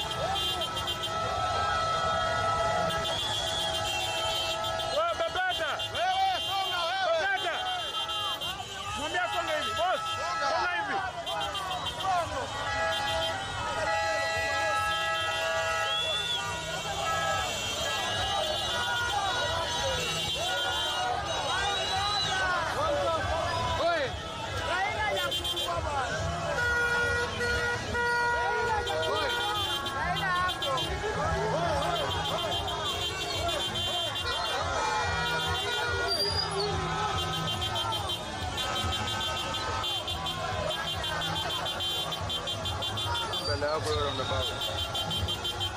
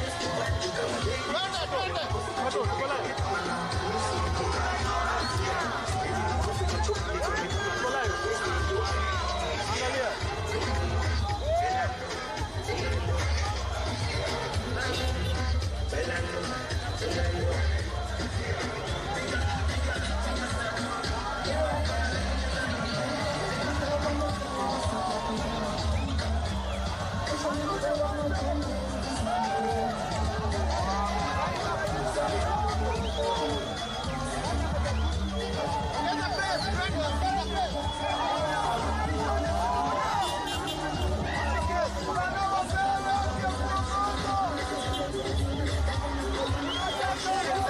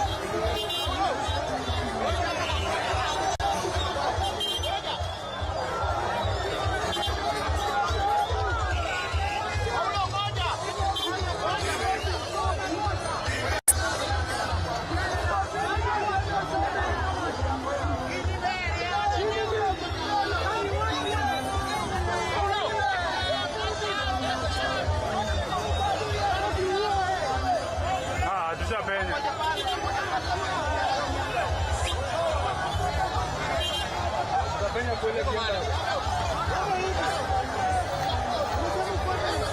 Wacha fanya hivi. Ende tu hivi. Pamoja pale. Gari ya media pale. Paulo moja. Nenda kwa gari.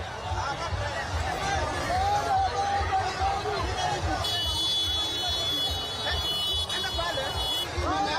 Gari ya media hapo ndio nayo. Sawa,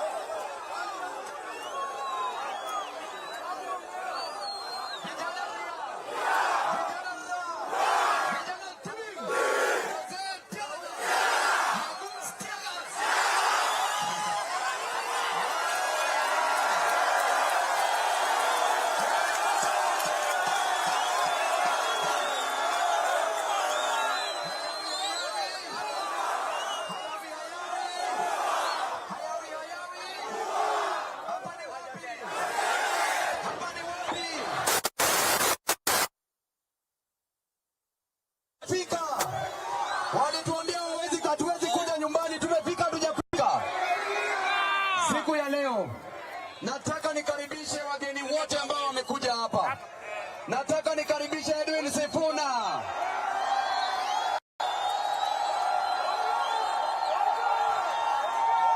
Nataka vijana ra.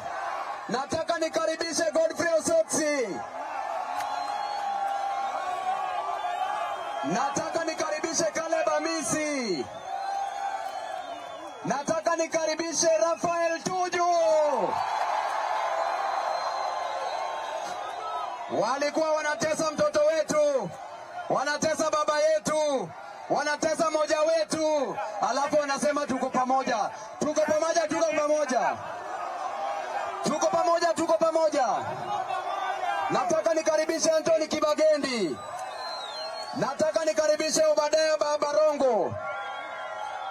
Nataka nikaribishe Clive Gisairo. Nataka nikaribishe Onguru MCA kutoka Siaya. Nataka nikaribishe Daktari Oundo. Nataka nikaribishe Patrick Makau. Leta hiyo microphone iko sawa. Leo bwana umetuwa noma sana. Nataka nikaribishe Brian Weke. Nataka nikaribishe Joshua Kimilu. Nataka nikaribishe Arafat. Nataka nikaribishe wageni wote. Na tuko hapa na baba yetu, baba ambaye anatupenda, baba wa ukweli, James Agri Orengo.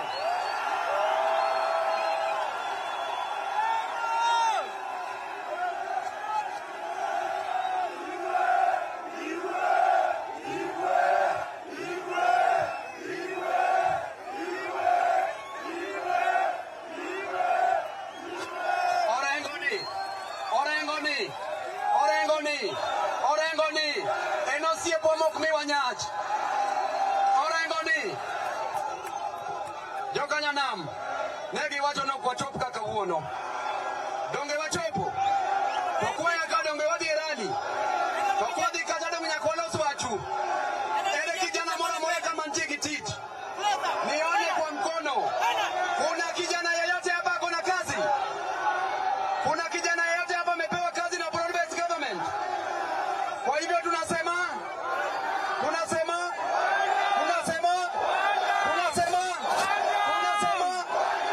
wacha nichukue nafasi kukaribisha Edwin Sifuna.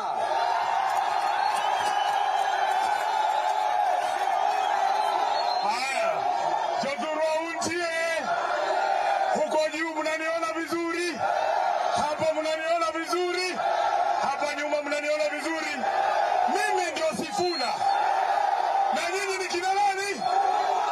Ati kina nani? Huko nyuma nyinyi ni kina nani? Nataka mseme wasikie hapa ni wapi? Hapa ni wapi? Walituambia, walitutisha, wakasema mtatuangamiza hapa Kondele. Kumbe nyinyi ni marafiki zetu bwana. Mujipigie makofi. Mujipigie makofi. Sisi tunavyojua watu wa Kisumu, nyinyi ni wapenda demokrasia. Mtu akuja aseme yake, aende, mwingine akuja aseme yake, si ndio? Na mimi nataka nishukuru watu wa Kisumu. Huu ni mwaka wangu wa 9 nikuwa katibu wenu mkuu wa chama cha ODM. Asanteni kwa support ambayo mmenipatia hii miaka yote, na mimi nawahakikishia sitawaangusha. Nataka nichukue fursa hii niwashukuru kwa sababu baada ya kitu ilifanyikia Osotsi, ni nyinyi watu wa Kisumu ambao mliambia polisi wale wakora ambao walipiga mheshimiwa Osotsi. Kwa sababu tuko na rally hapa mbele, nataka niseme asanteni sana watu wa Kondele. Mungu anawapenda na sisi tunawapenda, hatutawaangusha. Hapa Kisumu ndio wanatuambia ati kuna kura ya Kasongo hapa. Ngoja nione, wacha niangalie. Kura ya Kasongo iko pale. Hapa kuna kura ya Kasongo. Hapa kuna kura ya Kasongo. Huku kuna kura ya Kasongo. Mnasemaje Kisumu? Kisumu! William Ruto! Na broad-based yake. Asanteni sana, Mungu awabariki.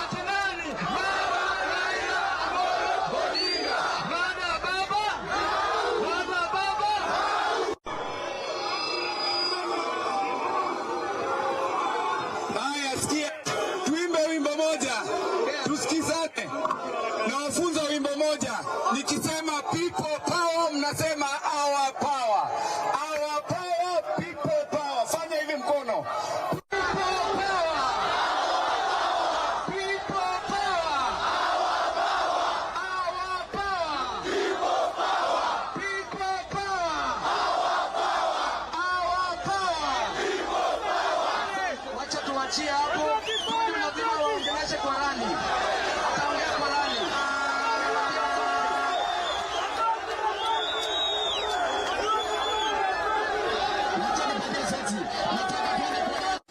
Twende kwa rali tuongee vizuri. Tuseme shida zenyu zote hapo.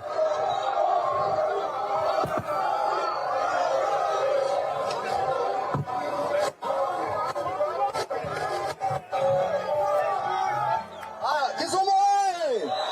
Hebu nipatie salamu. Mimi ndio Osotsi, seneta wa Vihiga na kijana ya baba Raila Amolo Odinga. Wale majambazi wa Raymond Omolo walikuwa wanataka kuniua pale, na hiyo kinyozi mimi nimeenda kwa miaka 10. Baba ndiye alinipeleka huko, lakini sasa hatutishiki. Nimefika hapa sijafika. Kweli watu wa Kisumu mulikuwa na hasira. Hii imeenda. Tupatane huko mbele.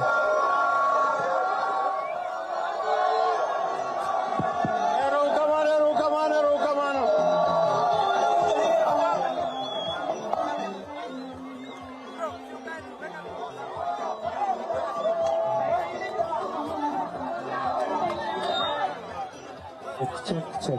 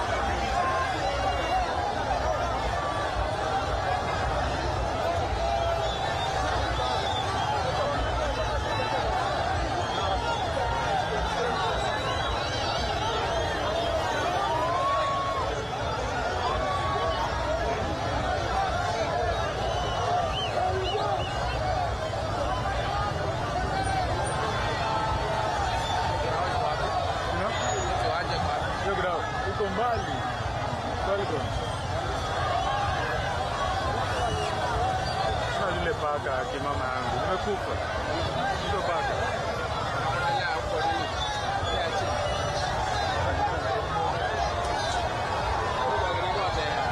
Ama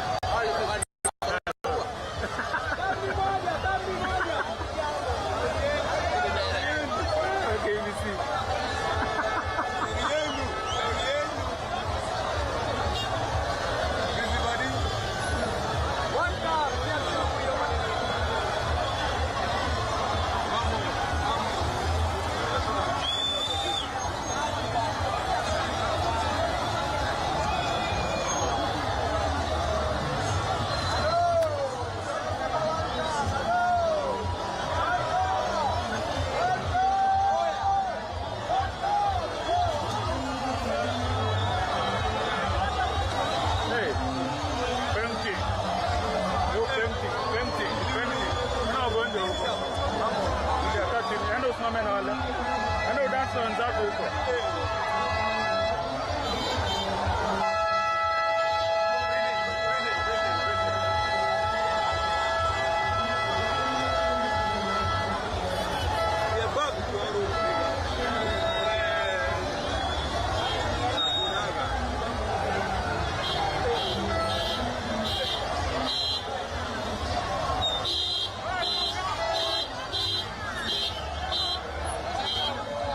Wale wagonjwa.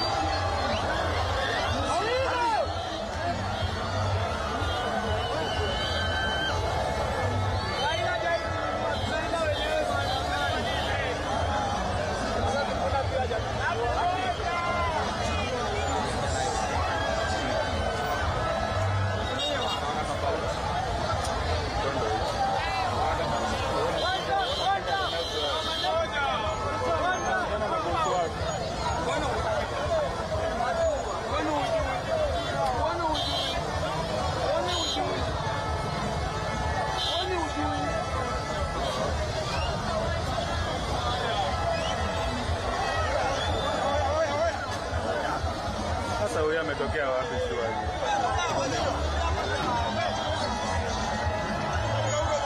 Kuna mtu amebondwa hapa, tulieni. Walikuwa wanaenda wapi mtu abaya?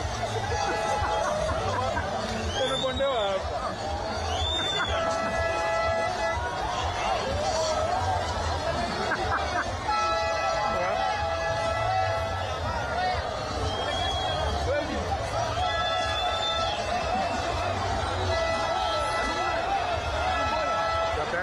Hadi hapa. Atupe hapa.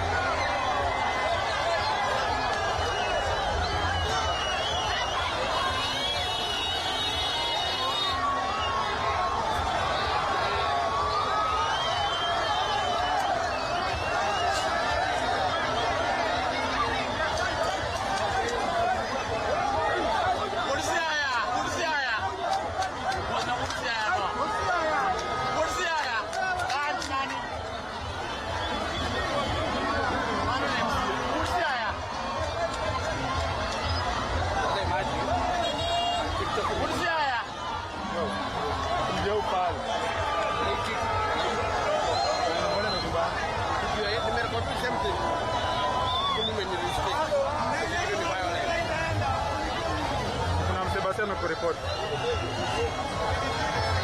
You look violent.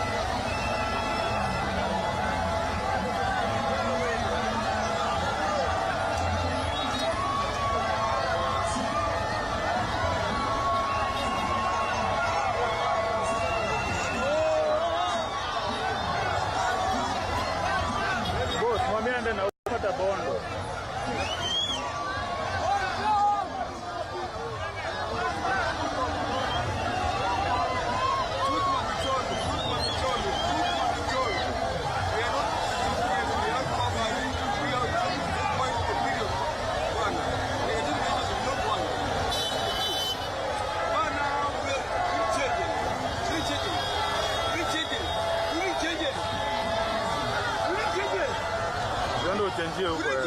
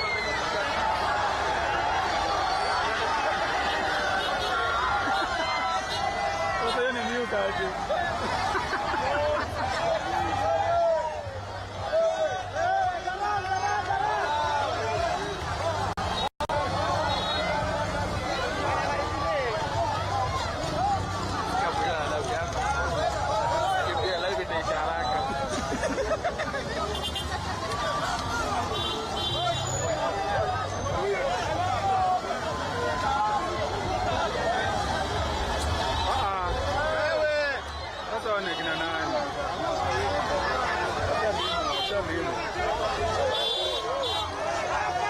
Shuka na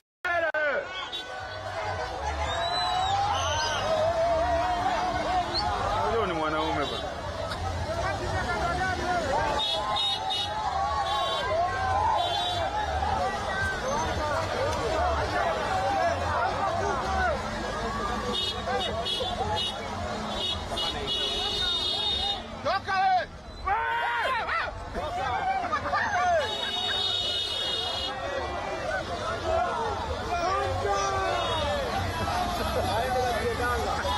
Ana mwingine shwari.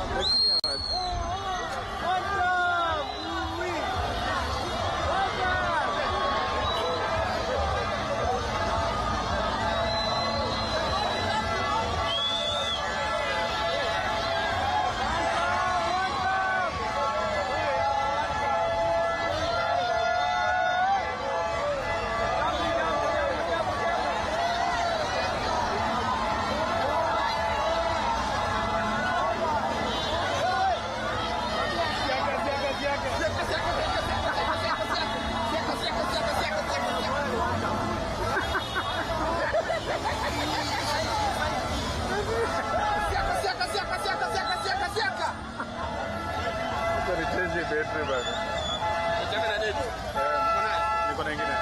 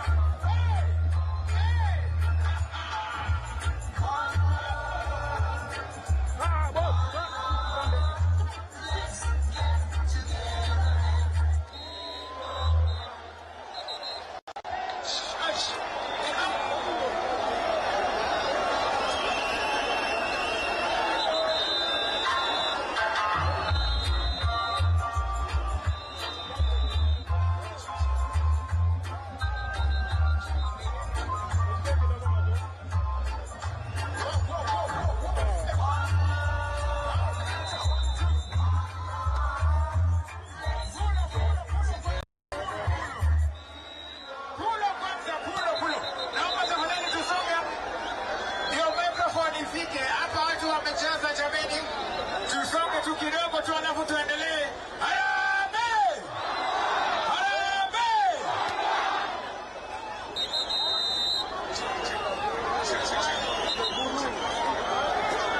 Alright. Okay, ninaomba kwamba tafadhali kama wewe si mheshimiwa, naomba mupatie nafasi hapa ya mbele ikiwa ya waheshimiwa jameni.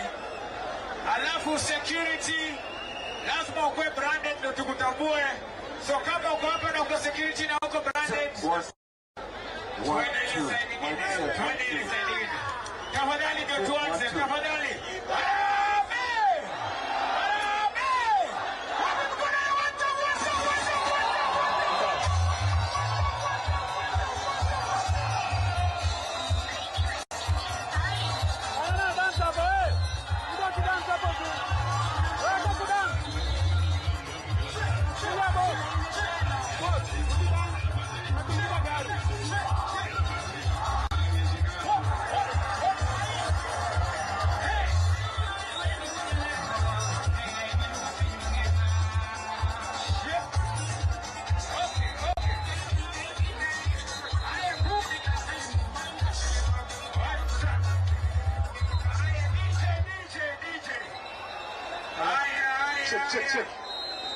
Ndio tupatie watu nafasi. Yes. Lakini huyu wale watu wamefungia, tafadhali tushuke kidogo tu kwa sababu ya microphone.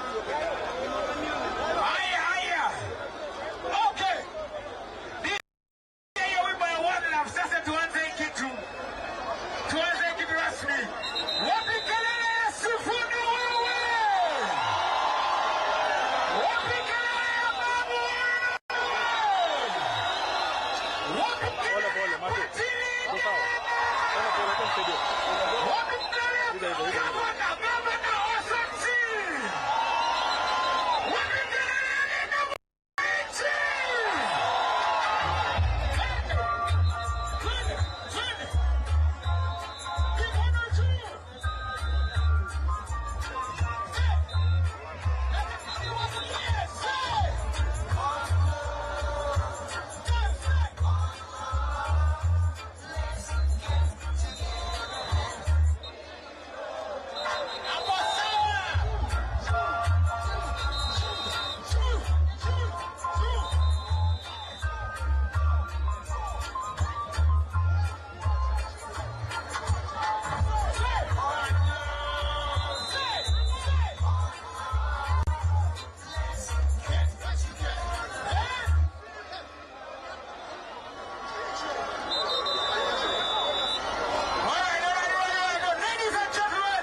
kuja tunayo uko kama tu. Uko slipper. Hapa ni wapi?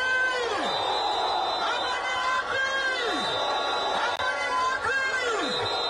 Ninataka nitayarishe saa hizi na niite kwa microphone saa hii. Muko tayari? Panda kwanza. Wapi kelele ya? Wapi kelele ya? Panda mbio wewe. Mheshimiwa Babu wewe. Haki mama.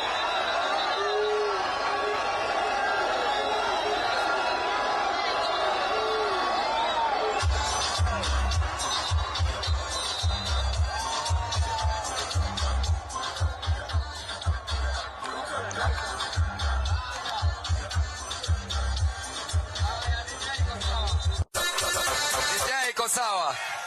Haya. Haya. Haya. Haya.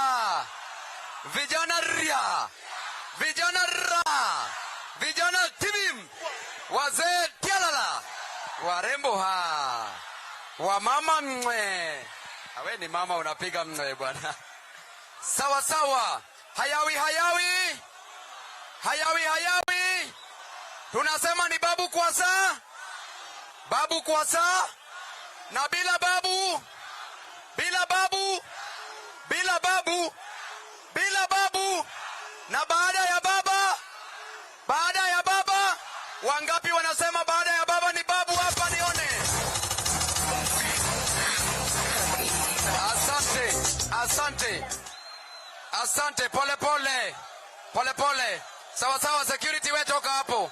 Toa huyo hapa, wewe shuka. Wewe shuka chini. Sawa. Sasa iko sawa wewe. Hiyo iko sawa.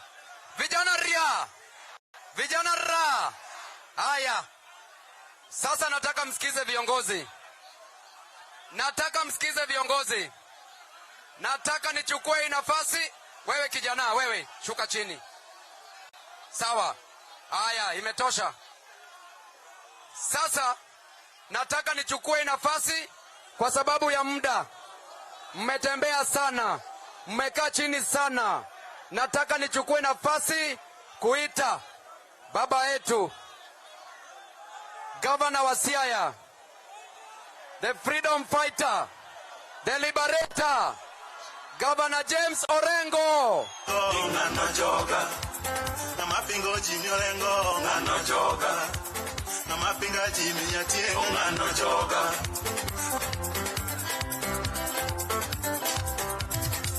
Na mapingo bwana Orengo ngano joga. Na mapingo jini Orengo ngano joga.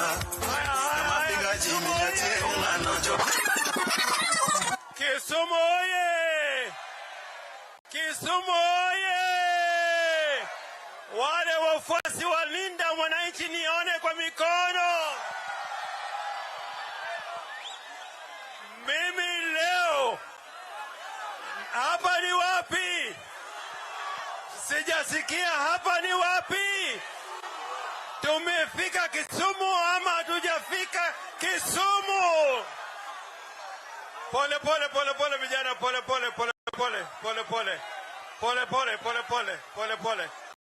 Haya, yangu ni machache, yangu ni machache. Hii ndio mkutano ya kwanza hapa Kisumu baada ya kifo ya Raila Amolo Odinga. Vuguvugu ya Linda Mwananchi ni vuguvugu ya Raila Amolo Odinga. Wangapi wamekubali Raila Amolo Odinga yuko hapa leo? Na mimi nimetangazwa rasmi kama acting party leader ya ODM. Wangapi wamekubali? Wangapi wamekubali? Na katibu ya ODM ni nani? Ni nani? Na deputy leader ni Ososi ni nani? Ni nani? Mimi nataka mnisikize. Kwa nini lazima tupeleke Ruto nyumbani? Wangapi wamekubali tupeleke Ruto nyumbani nione? Hapa ni one. Hapa ni one. Hapa ni one. Ruto alikuwa naita Raila mchawi. Ruto alikuwa naita Raila mtu wa kitendawili. Ruto alikuwa anasema Raila ndio alikuwa anang'oa mareli. Na akasema atarudisha Raila mpaka Bondo. Akasema anamrudisha mpaka Bondo. Mwambie Ruto uwi.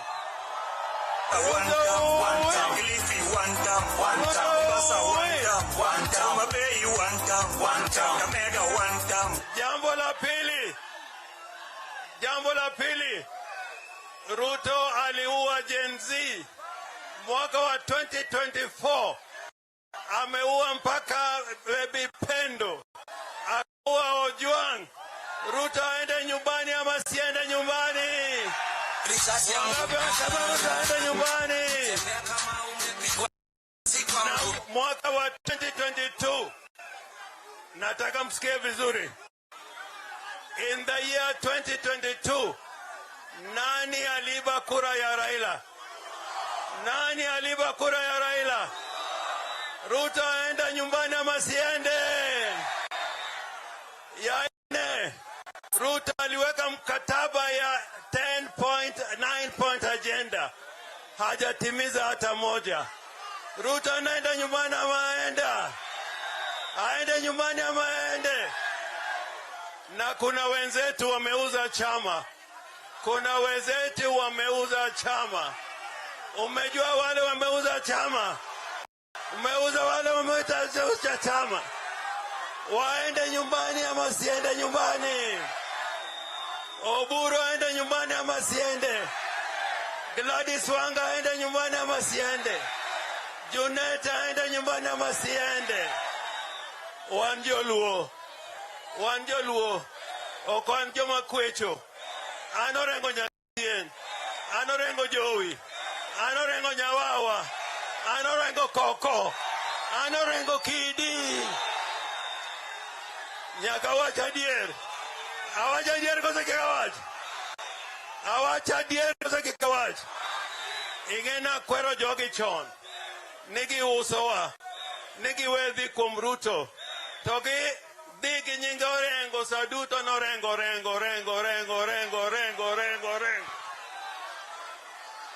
Wacha nigi dok dala giduto. Gidok dala gidu. Ay kora kwau. Jokanyanam. Uinja. Sani juogi magluo. Juogo ni kuom orengo. Ta orengo weni babu. Jadi oye juogi ni kuom. Ay mogik.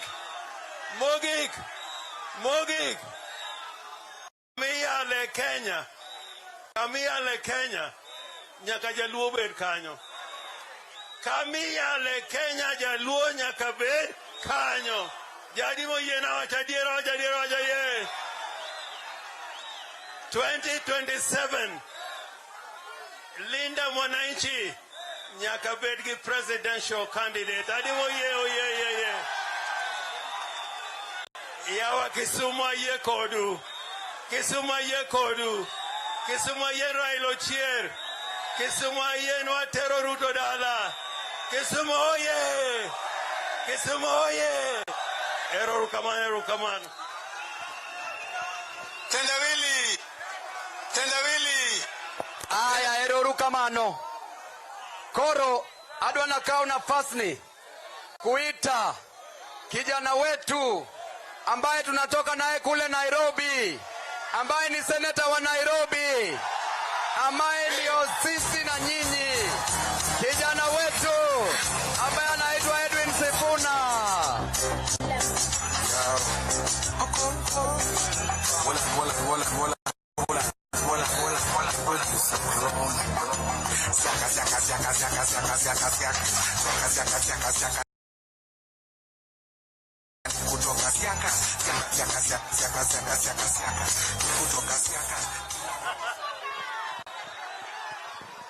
Asante sana. Yothuru untie. Kisumu oe. Munaniona vizuri. Pale juu kwa reli munaniona vizuri. Nipungie mkono kama unaniona vizuri. Hapa katikati munaniona vizuri. Huku munaniona vizuri. Mimi ndio Sifuna. Kwa maombi yenu na kwa mapenzi ya Mwenyezi Mungu nasimama hapa Kisumu leo ikiwa ni tarehe 26 mwezi wa 4 mwaka 2026 nikiwa bado katibu mkuu wa chama cha ODM, seneta wa kaunti ya Nairobi na naibu kiranja kwenye bunge la Senate. Nataka ugeukie mwenzako, nataka umwangalie kwa macho, umwambie kama umebeba tear gas, hii ndio masaa ya kutupa hiyo tear gas.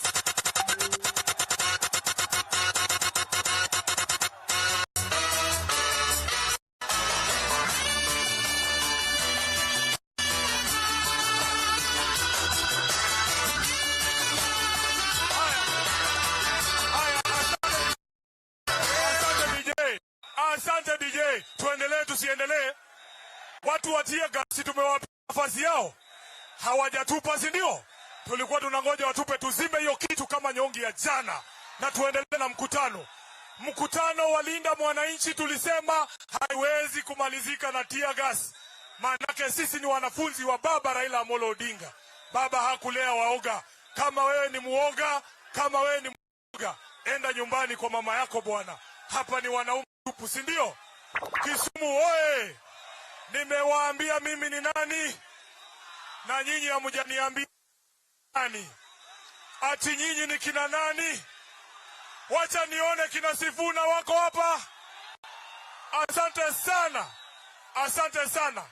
Nataka nichukue fursa hii niseme kama katibu mkuu wa chama cha ODM, hii ni mara yangu ya kwanza kurudi hapa Kisumu. Imepita ni miezi 6 tangu tumpoteze baba yetu Mheshimiwa Raila Amolo Odinga. Nilikuwa pale kwa stadium na nyinyi. Watu wengi walifikiria wakati mwili wa baba utafika Kisumu ati kutakuwa na fujo kama ile tuliona airport kule Nairobi. Lakini kwa sababu ya nidhamu yenu mlimsindikiza baba yetu kwa heshima. Nataka kama katibu niseme asanteni sana watu wa Kisumu kwa kuweka heshima. Jana vijana oye, jana ilikuwa mara yangu ya kwanza kwenda kuongea na bosi yangu kule Bondo, kwa sababu kuna maneno lazima ningemwambia akuwe wa kwanza kusikia. Tuendelee tusiendelee? Kisumu oye. Nataka nimshukuru ndugu yangu Mheshimiwa Babu Owino kwa sababu alituambia anataka kutuleta nyumbani Nyalenda tuone mahali babu ametoka.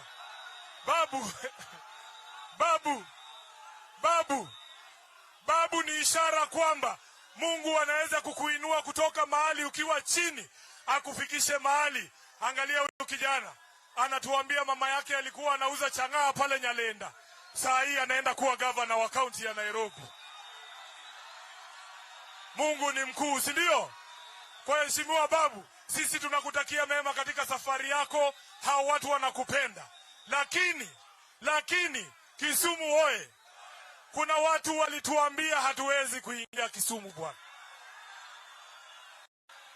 Na kwa sababu ngoja tu kidogo. Kwa sababu wote wanatutizama katika runinga, wamejificha ndani ya choo, wamejificha chini ya kitanda. Nataka mseme hapa ni wapi? Nataka mseme wasikie hapa ni napi? Hapa ni wapi? Msiposema na nguvu watasema ni Bungoma, ati hawa ni Wabukusu. Jothurwa untie.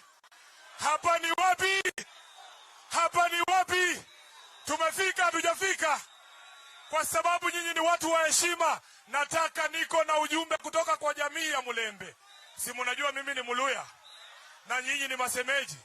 Hata saa hii wananiambia tushawapiga bao moja pale Nyayo. Hebu confirm usosi. Bao ni ngapi? Sasa niko na ujumbe kutoka jamii ya Mulembe. Waluya wanasema watu wa Kisumu, asanteni sana kwa sababu baada ya ile kitu ilifanyikia ndugu yetu Osotsi hapa Kisumu, nyinyi ndio mlitambua wale wakora ambao walipiga Mheshimiwa Osotsi. Nyinyi mlitambua wale ambao waliwalipa ili kufanya hiyo kitendo. Na nataka niwaambie hapa leo, sisi tumekuwa pamoja. Hata Mheshimiwa Raila Odinga ni mjukuu wa Nabongo. Hakuna mtu atakuja katikati yetu uhusiano ya jamii Mulembe na jamii ya hapa Luo Nyanza. Haitawezekana. Mimi Sifuna nimekuwa katibu wenu mkuu wa chama cha ODM. Huu ni mwaka wangu wa 9. Nimetembea katika maeneo yote ya Luo Nyanza. Nimekuwa Migori, nimekuwa Siaya, nimekuwa Homa Bay, nimekuwa hapa Kisumu. Mumenipa heshima, mmenichukua kama mmoja wenu wakati huu wote. Hiyo heshima hakuna siku nitawakosea heshima mimi. Hakuna siku nitawakosea hiyo heshima. Kwa hivyo, jambo ambalo ningependa kusema hapa hii leo, mimi kama Sifuna, kila mtu siku hizi anasema ile kitu baba alimwambia. Na mimi pia nataka niseme leo ile kitu baba aliniambia. Niseme nisiseme? Niseme nisiseme? Baba aliniambia hakuna siku sisi kama watu ambao tunaamini kwa haki, sisi ambao tunalinda wananchi, sisi watu ambao tunajua kwamba maslahi ya mwananchi lazima iwekwe mbele, hakuna siku tutatembea na wakora kama Mheshimiwa William Ruto. Haiwezekani. Mr. Sifuna speaks on behalf of the party. Na baba aliwauliza, kwa nini mnaogopa bwana? Kuna watu walikuwa kwa darasa ya Raila Odinga. Ngoja tu kijana. Kuna watu walikuwa wanalala kwa darasa ya Mheshimiwa Raila Amolo Odinga. Wewe kama haujaiva, toa jam, wachia wale watu ambao tulikuwa tunachukua notes tusonge mbele, si ndio? Baba aliwauliza, wewe unasema Ruto 2 term. Nani alikuambia ODM haiwezi kutoa rais mwaka 2027? Who told you that ODM will not have a candidate?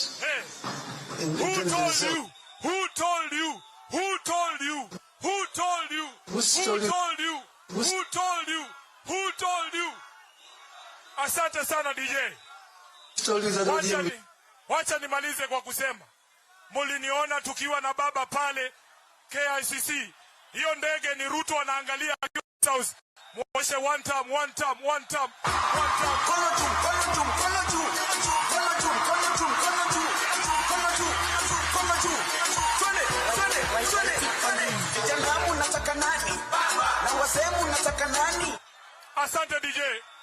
Asante DJ. Muliniona mimi Sifuna pale KICC tukitengeneza mkataba na chama cha UDA. Hiyo mkataba nataka niwaambie leo vile baba aliwaambia, mimi ndio niliandika hiyo mkataba. Naijua nje na ndani. Mnaelewa nyinyi watu? Tuliandika pale kwenye huo mkataba kwa sababu watu wa Kisumu ndio wamepigwa zaidi na polisi. Sisi tulikuwa tunaona polisi wanaingia kwa nyumba kule Nyalenda, wanatoa mtu bila hatia yoyote, wanampiga, wanamuua. Polisi wa Kenya ndio waliua mtoto msichana anaitwa Baby Pendo. Waliua, hawakuua. Tukasema ndani ya mkataba na MOU ya chama ya UDA, lazima wale ambao walifanya hiyo vitendo waende jela, na familia ambazo ziliathirika zilipwe pesa. Pesa mumepata. Tuliambia William Ruto baada ya kuandika huo mkataba, hatutaki vijana kubebwa ati kwa sababu umeandika kitu kwa Facebook. Wewe fikiria, polisi walitoka Nairobi wakaenda mpaka Homa Bay, wakachukua Albert Ojwang, wakaenda wakamnyongea ndani ya cell kule Nairobi. Na hiyo siku, niseme, hiyo siku waliua Albert Ojwang, ndio siku Sifuna alitangaza kwamba huo mkataba hauna maana tena. Na hapo ndio shida zangu zilianzia hapo. Wakaenda kunistaki kwa Raila akawafukuza. Wakakaa wakangoja baba yangu akufe. Siku ile baba alikufa ndio nilijua chuma changu kimotoni. Wakora wananiambia, Sifuna, wewe ndio ulikuwa rafiki ya baba, enda umlete kutoka India. Mimi nimeingia ndege bila kujua, jamaa wananichorea. Sisi tunaenda kuleta baba, jamaa wamekaa hapa wanaweka hila kuingiza Mheshimiwa Oburu kwa ofisi ya party leader. Mimi nikirudi na baba nakuta tayari wamefanya hiyo mabadiliko. Chama cha ODM kiko na katiba inasema tuitishe uchaguzi, Mheshimiwa James Orengo ajitangaze aseme anasimama kiti ya party leader. Tukutane na huyo Oburu. Mnaona nani atashinda hapo? Nani atashinda? Orengo ama Oburu? Party leader Maru kuja hapa.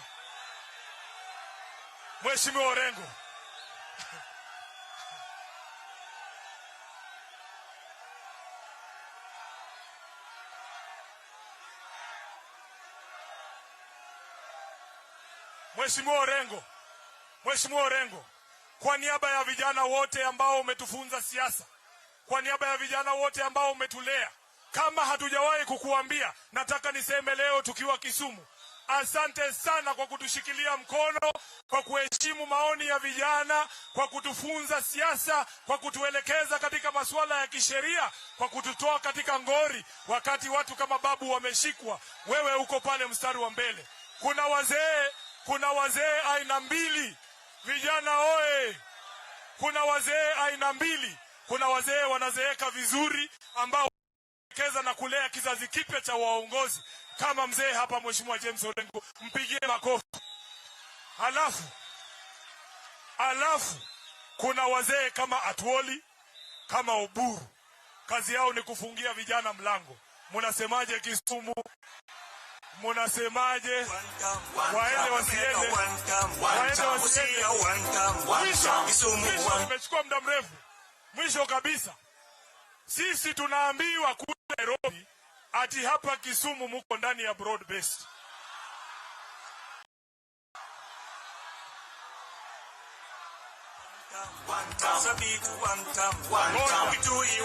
Ngoja. Unajua ndio kwa maana nimekuja mimi mwenyewe. Mumesema hapa ni wapi? Hapa ni wapi? Kuna kura ya Kasongo hapa Kisumu. Nionyesheni kwa mkono. Nani anasema one time Kisumu hapa? One time. Asante sana, Mungu awabariki. Asante sana Sifuna kuja hapa kwanza. Huyu Sifuna kama kijana mwenzangu. Leo tunataka, nimewasikiza. Leo tunataka tupatie Sifuna gifts kidogo hapa. Comrade Orengo ndiye ampatie. Halo? Halo? Jana Luanda Sifuna alinipatia kuku. Amekuwa mwanafunzi mzuri ya Raila Amolo Odinga na wakili shupavu na kiongozi shupavu. Nampatia Edwin Sifuna samaki kutoka Lake Victoria.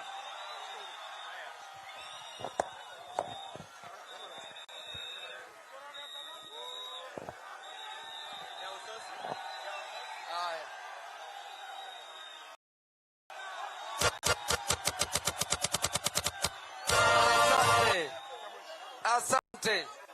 Asante, asante. Asante.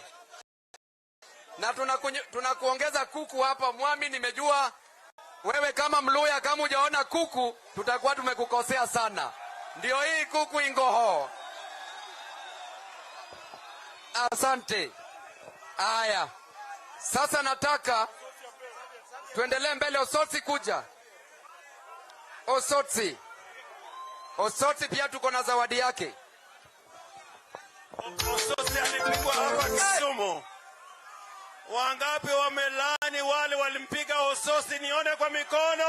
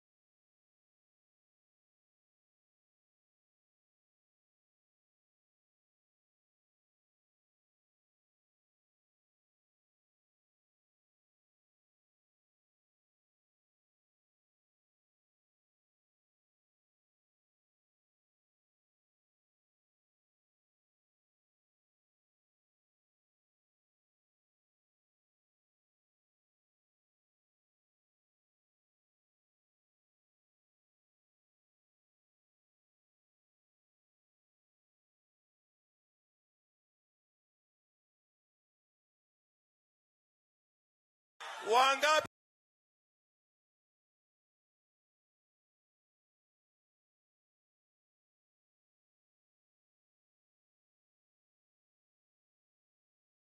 wanasema Osotsi ni ndugu yetu?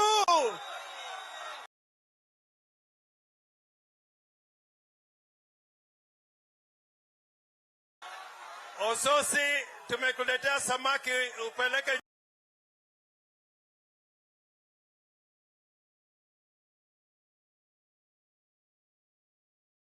nyumbani, matengeze na ule sapa ya samaki ya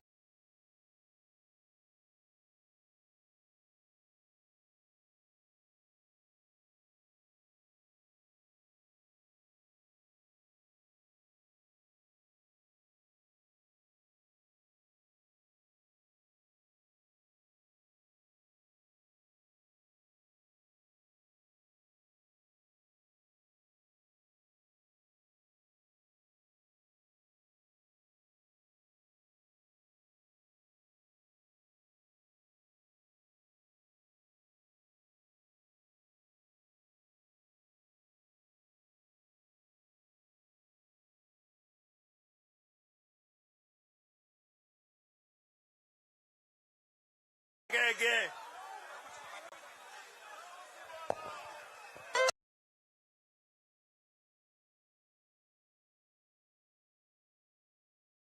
Tunasemaje? Asante sana. Asante sana. Hao ni wenzetu, tunawapenda sana. Asante sana.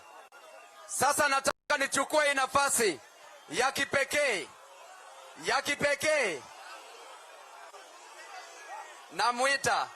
Namuita Aluonge. Anyakaluonge. Ya kipekee ya kukaribisha Mheshimiwa Godfrey Osotsi.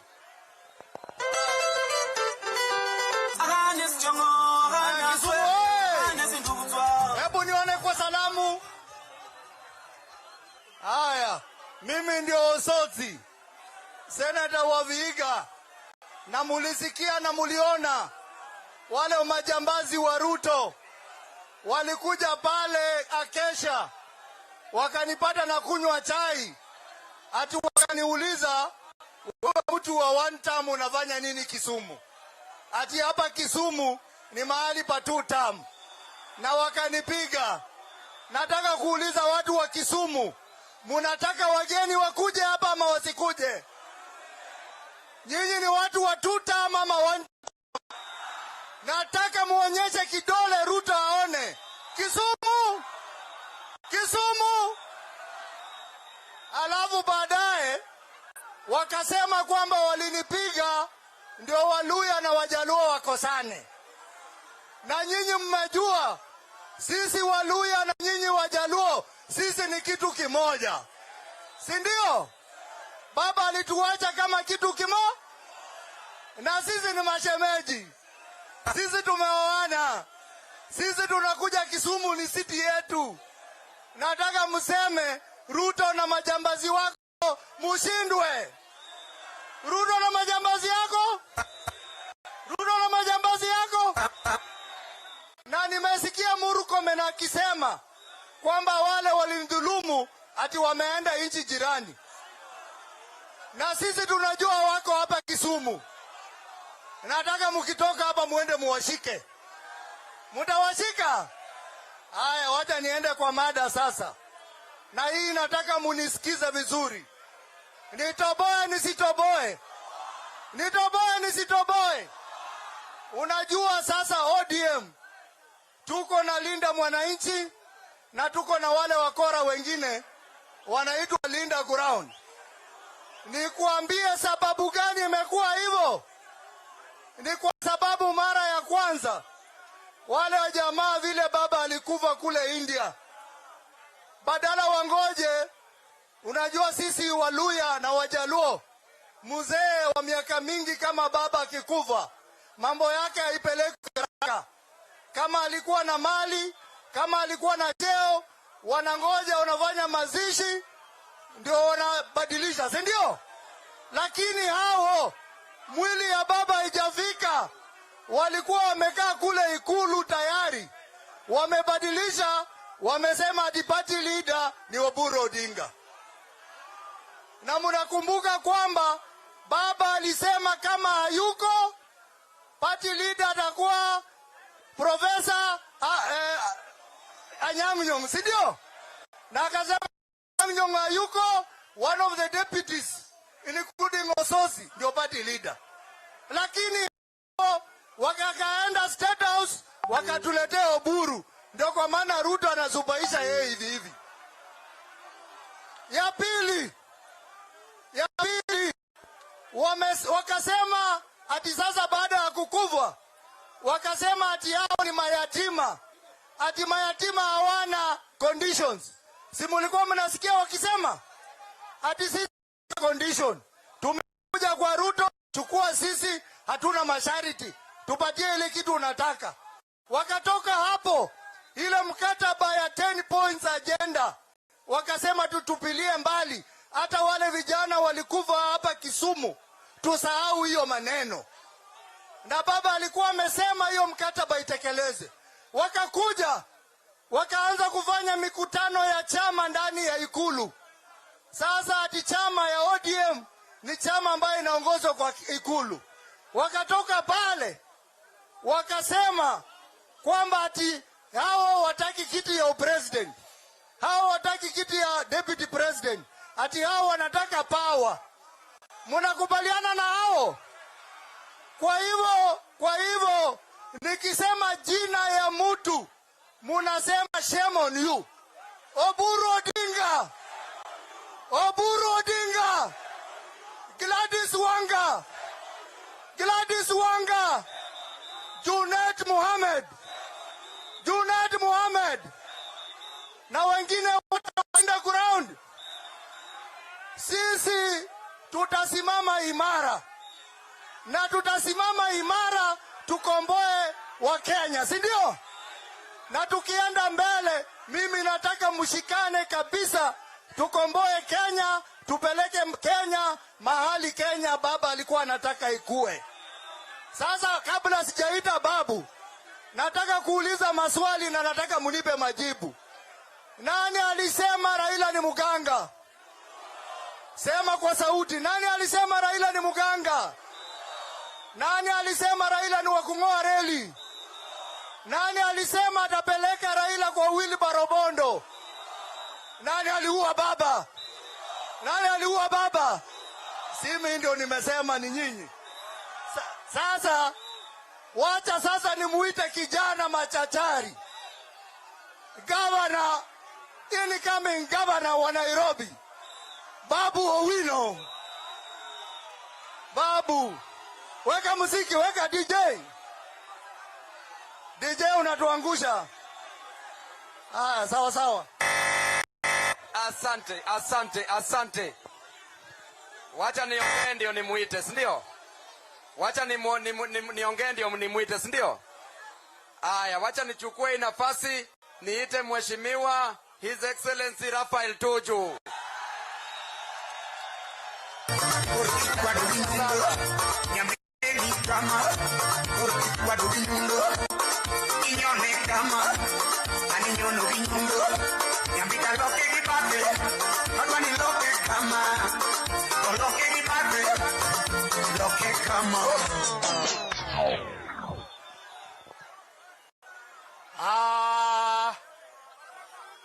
Jothurwa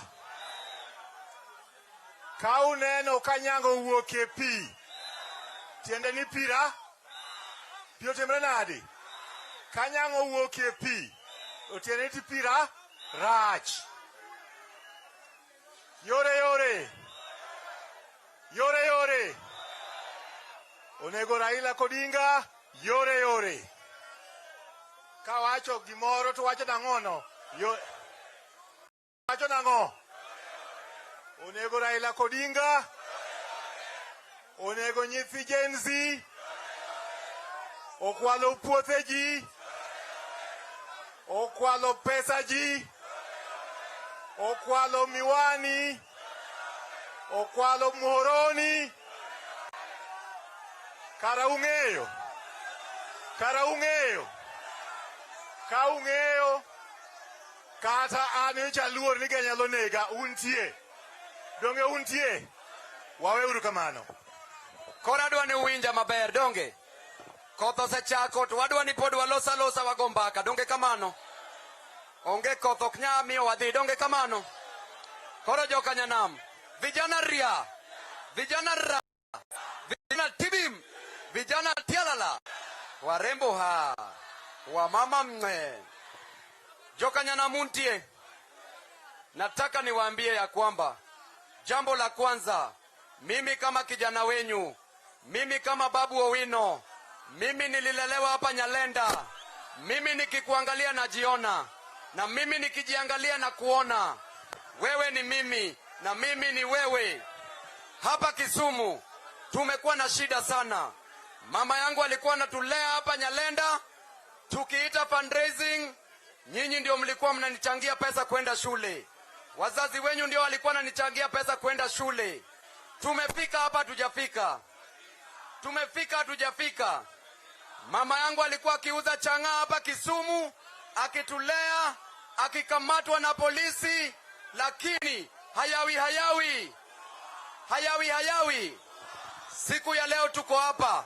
Nikikuangalia wewe kijana, najua siku moja utatoka Manyata, najua siku moja utatoka Nyalenda, najua siku moja utatoka Ubunga, najua siku moja utatoka Kondele, najua siku moja utatoka Kawosh, najua siku moja utatoka hapa.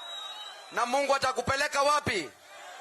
Shida zetu zote ambazo tuko nazo maishani ni serikali ndio inaleta. Tunapanga laini, tunapiga kura. Tukishamaliza kura, development haikuji hapa. Industry kubwa hapa Kisumu ni ya bodaboda. Kijana anamaliza shule, anafanya degree, anafanya skills, anafanya mpaka driving. Kijana anarudi kukuwa dereva wa bodaboda. Ni ungwana si ungwana? Alafu tunaambiwa tuko broad based. Ni upuzi si upuzi? Ni ushenzi, si ushenzi? Wewe kama kijana unaamka asubuhi, unatoka unaenda mjengo, unatoka unaenda jua kali, unatoka unaenda kuendesha, alafu unaambiwa ya kwamba ukirudi jioni hakuna pesa, hakuna hela. Bibi anakuangalia, mtoto anakuangalia, hakuna school fee. Bibi anakuuliza maswali, hakuna chakula. Mnaanza kuulizana kwa nyumba na mnaangaliana, lakini hakuna majibu. Tunasema enough is enough is enough is. Tuko na baba yetu hapa. Baba anatoka hapa, amefanya kazi maisha yake yote, kazi ya jua kali. Anaenda kwa matibabu hospitalini, kufika kule gharama ya afya iko juu. Afya si bora tena, ni bora afya. Halafu huyo baba hana shilingi 500 ya x-ray peke yake. Halafu unaambiwa hapa, ukiniangalia ya kwamba uko katika broad based. Broad based ni ya upuzi, si upuzi? Ya ujinga, si ujinga? Viongozi wote wanakuja kuongea hapa, kuwaongelesha, wanaambia broad based ni nzuri, na hao ndio wanapewa pesa. Hiyo pesa inawafikia? Hiyo pesa inawafikia? Siku ya leo wana hire goons, wanataka goon akuja kuue, wanampatia 1,000, na huyo goon tunamwambia hatuwezi mlaumu kwa sababu hana kazi, lakini tunawaonya magoons, huwezi uwa ndugu yako, huwezi uwa dada yako, huwezi leta shida kwa sababu ya mambo ya goon peke yake. Vijana ria, vijana ra, vijana tibim, vijana tialala. Hapa Kisumu sisi ni watu wa mapenzi, tuna upendo, tunapenda kila mtu. Wacha kila mtu akuje hapa auze sera yake kisha arudi. Mama wetu wanatoka, wanaenda pale Kibuye, hakuna kazi, anaweka nyanya chini, anaweka nyanya kwenye stall ama kiosk, na hiyo nyanya yake, hiyo mboga yake hainunuliwi.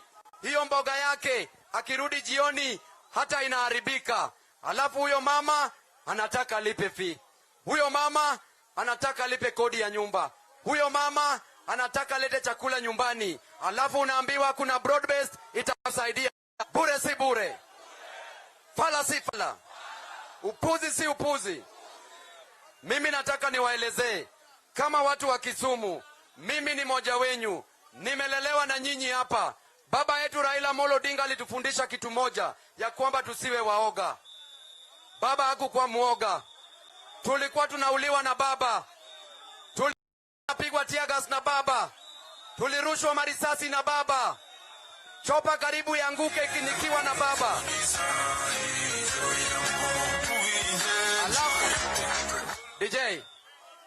Alafu mimi mwenyewe kama babu nilienda 280 constituencies out of 290 constituencies kukampenia baba Raila Amolo Odinga.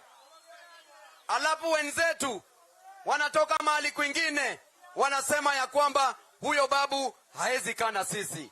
I want to tell you, if we are not on the table, we will break the table.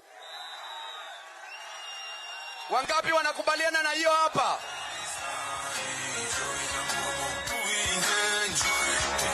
Na vijana yeyote ambaye ako hapa, if you are not on the table, break the table.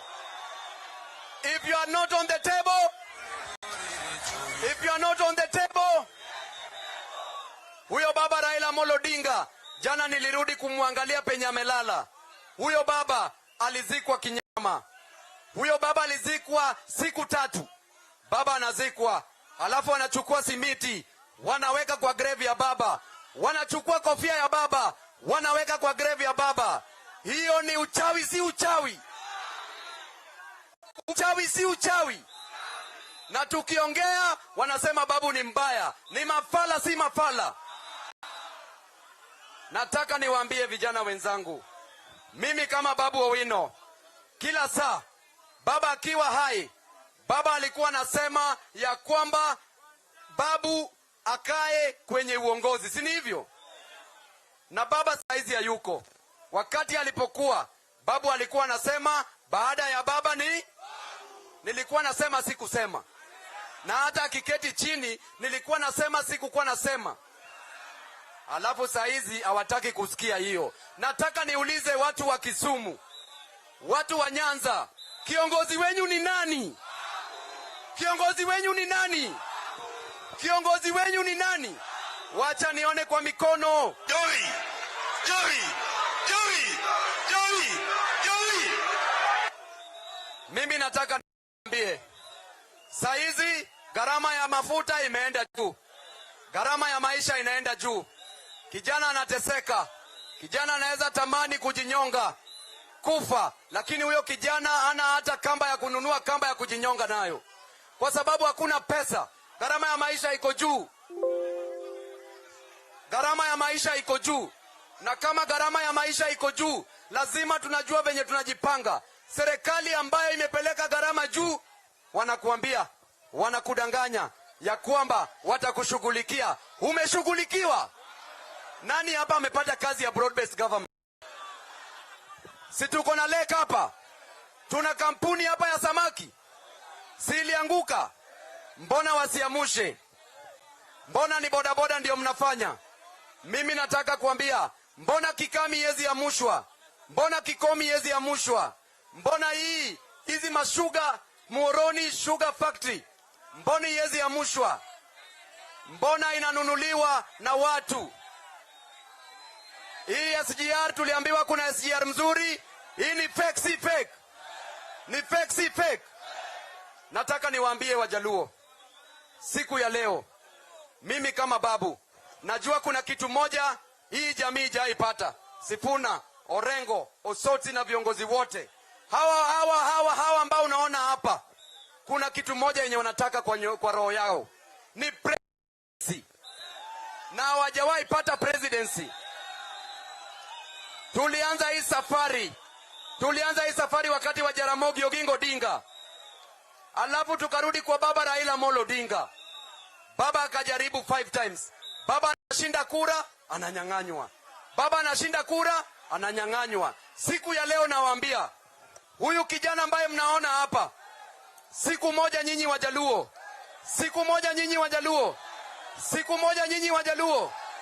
Yang Morachiel, ubo biro ubo layo State House. Joey! Vijana ria, vijana ra, vijana tibim, vijana tialala.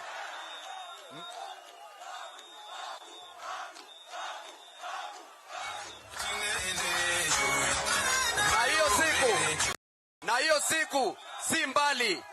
Mimi kama Babu Owino, watu wanasema kila siku usiseme nia yako, usiseme plan zako. Mimi kama Babu Owino, mimi naenda gavana wa Nairobi tamgapi?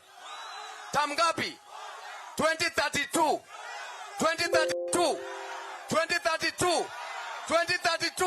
Mtakuja mkojoe State House.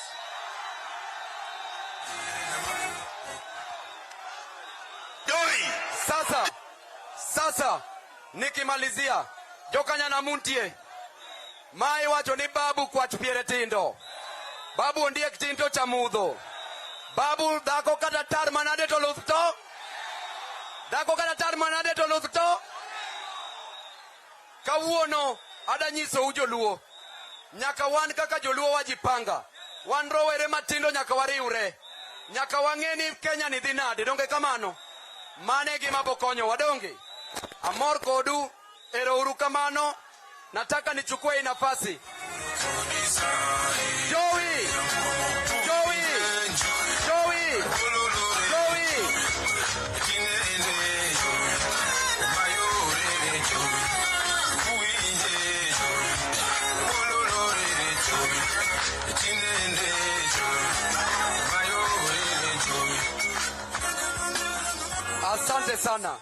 Asante sana.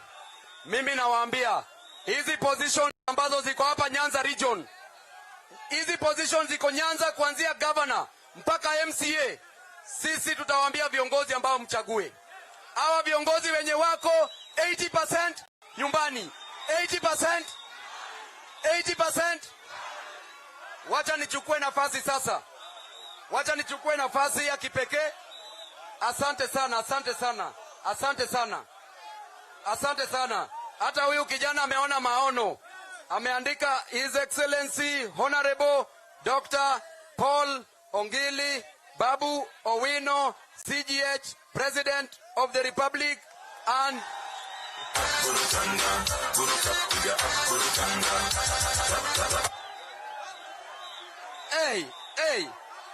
and Commander-in-Chief of the Defense Forces 2032. Unaiona hapa? Asante. Asante. Sasa kwa sababu ya mvua, nataka nichukue nafasi ya kipekee. Nikaribishe waheshimiwa Seneta Richard Onyonka.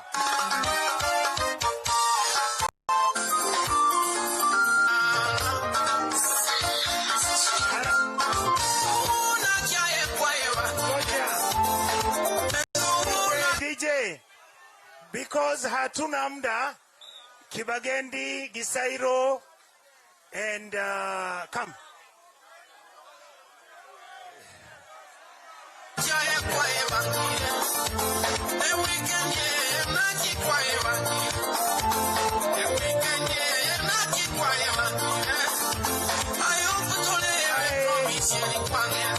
Sound, your sound is not helping me. Sound. Nilikuwa nasema hivi, hawa vijana ndio tulianzisha kutoka Kisii, hawa ndio wameshikilia Kisii, wapigie makofi. Kisii na Nyamira, huyu anaitwa Anthony Kibagendi, mbunge wangu atakuja kuzungumza. Huyu Mr. Gisairo kutoka Nyamira, huyu ni bwana Barongo kutoka huko Bomachoge, huyu anaitwa kutoka Mbaka Kinyaribari Chache, huyu anaitwa Janganya Nairobi, huyu anaitwa Mogaka kutoka huko Dagoretti North. I want to say something, Babu. The Luo Nation, Jothurwa Rit Matin, Anja Kisii lakini Dani Obiro Kaka Hero. Winjma, the Luo Nation has defended Kenya. The Luo Nation has fought for Kenya. The Luo Nation has died for Kenya. You look at Jaramogi, you look at Raila, you look at Tomboya, you look at Awings Kozek. We don't want the Luo Nation to lose the dream. Raila told us, when I die, don't sell my land. I am asking Oburu, after Raila dies 2 days, why are you selling Raila's land? Where are the children going to go? Are we together? Harambe! Ruto must. And I'm safe for the guys who saved me. Thank you so much. God bless you. And let me say this. Babu, Nyasago sesenia, agwaka mabuta, obekieni, obo montomuya, aye njugaiga, aye mwano yosifuna, Nyasaba sesenie, mokine, mosarare, ayo mwagakorengo, njugaiga, olenda banaba, nabantaba bonsipi, Nyasaba sesenie.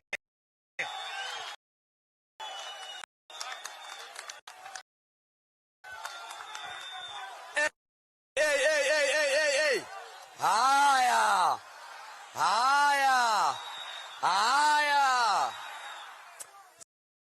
Sasa nichukue nafasi kukaribisha Mheshimiwa Patrick Makau, Governor anaingia Machakos County. Karibu mweshi.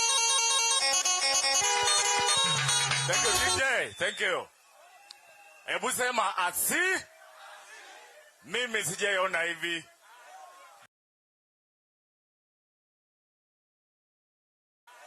Jadhu undie, Kisumu endie, ati bila baba Bila baba?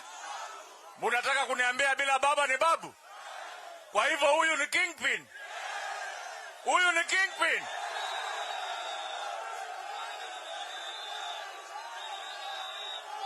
Wacheni niwaambie, kusema kweli, mimi leo hii nimeona the spirit, the dream, the vision, the mission of Raila Amolo Odinga in this team. Sasa babu akipewa awekelewe mafuta na apewe advice na Governor Orengo. Si Kisumu imesonga mbele, si Jaluo imeenda mbele. Bas mimi nimekuja kuambia hivi, mimi watu wa Kisumu nimetoka Ukambani kuja kuwaambia, tunawaangalia na macho yote. The democracy of this republic has been defended by the people from Luo Nyanza. Na leo tumeona na macho yetu kabisa. Wangapi wanasema maisha, hali ya maisha iko juu? Wangapi wanasema lazima tuwe na structured system of education? Wangapi wanasema lazima tupigane na corruption? Na mnajua itatoka kwa hii team. Kwa hivyo tunasema Ruto must. Ruto must. Thank you very much. Asante sana mheshimiwa kutoka Homa Bay kule Suba, Mheshimiwa Karoli Omondi.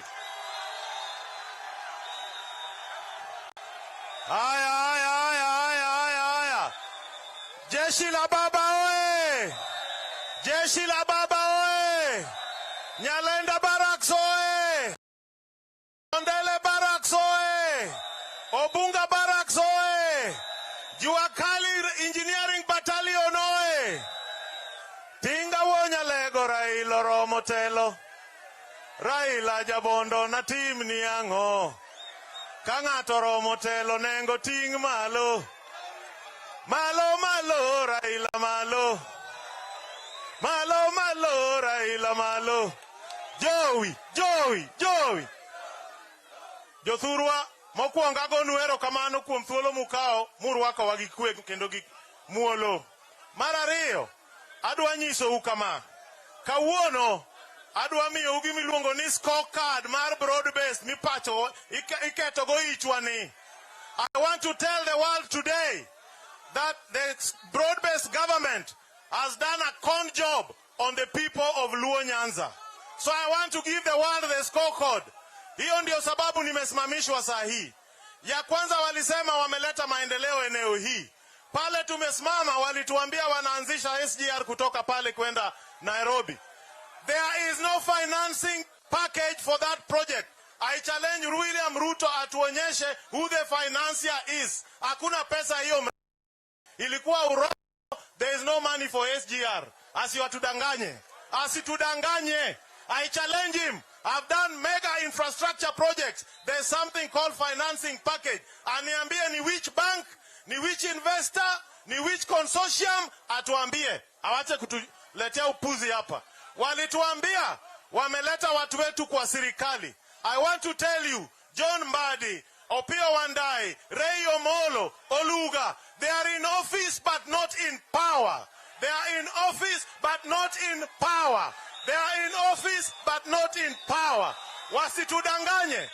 Juzi, mimi tulianzisha barabara kwetu Suba pale Mbadi anatoka. Contractor hajalipwa certificate 3. Is Mbadi in power? He is not in power.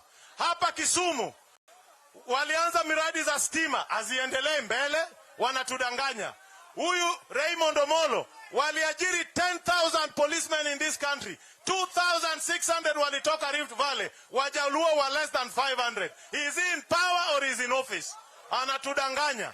Yule anaitwa Oluga waliajiri watu SHA na NIF na sijui ghasia hiyo yote. Jaluo walikuwa wawili.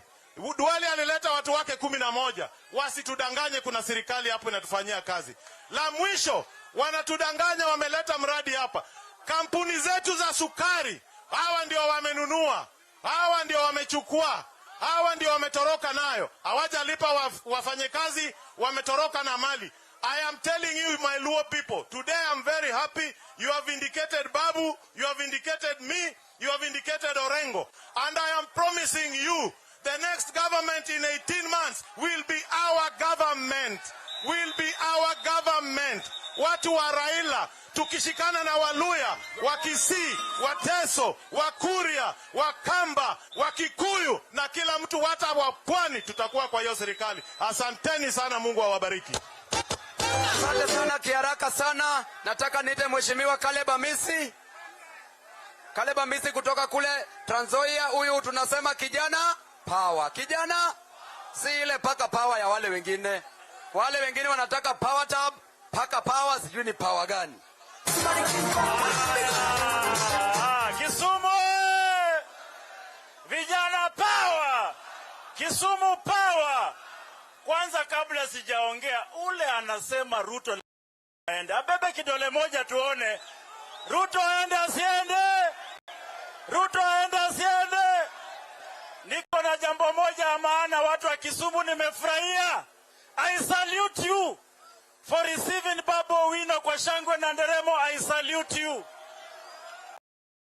Salute you Kisumu. Mumeonyesha heshima kubwa kwa taifa. Kisumu hamjai aibisha taifa la Kenya. Wakati wa ukombozi wa kuleta uhuru wa taifa, Kisumu ilikuwa ndani. Wakati wa ukombozi wa pili wa kuleta katiba na vyama vingi, Kisumu mulikuwa ndani.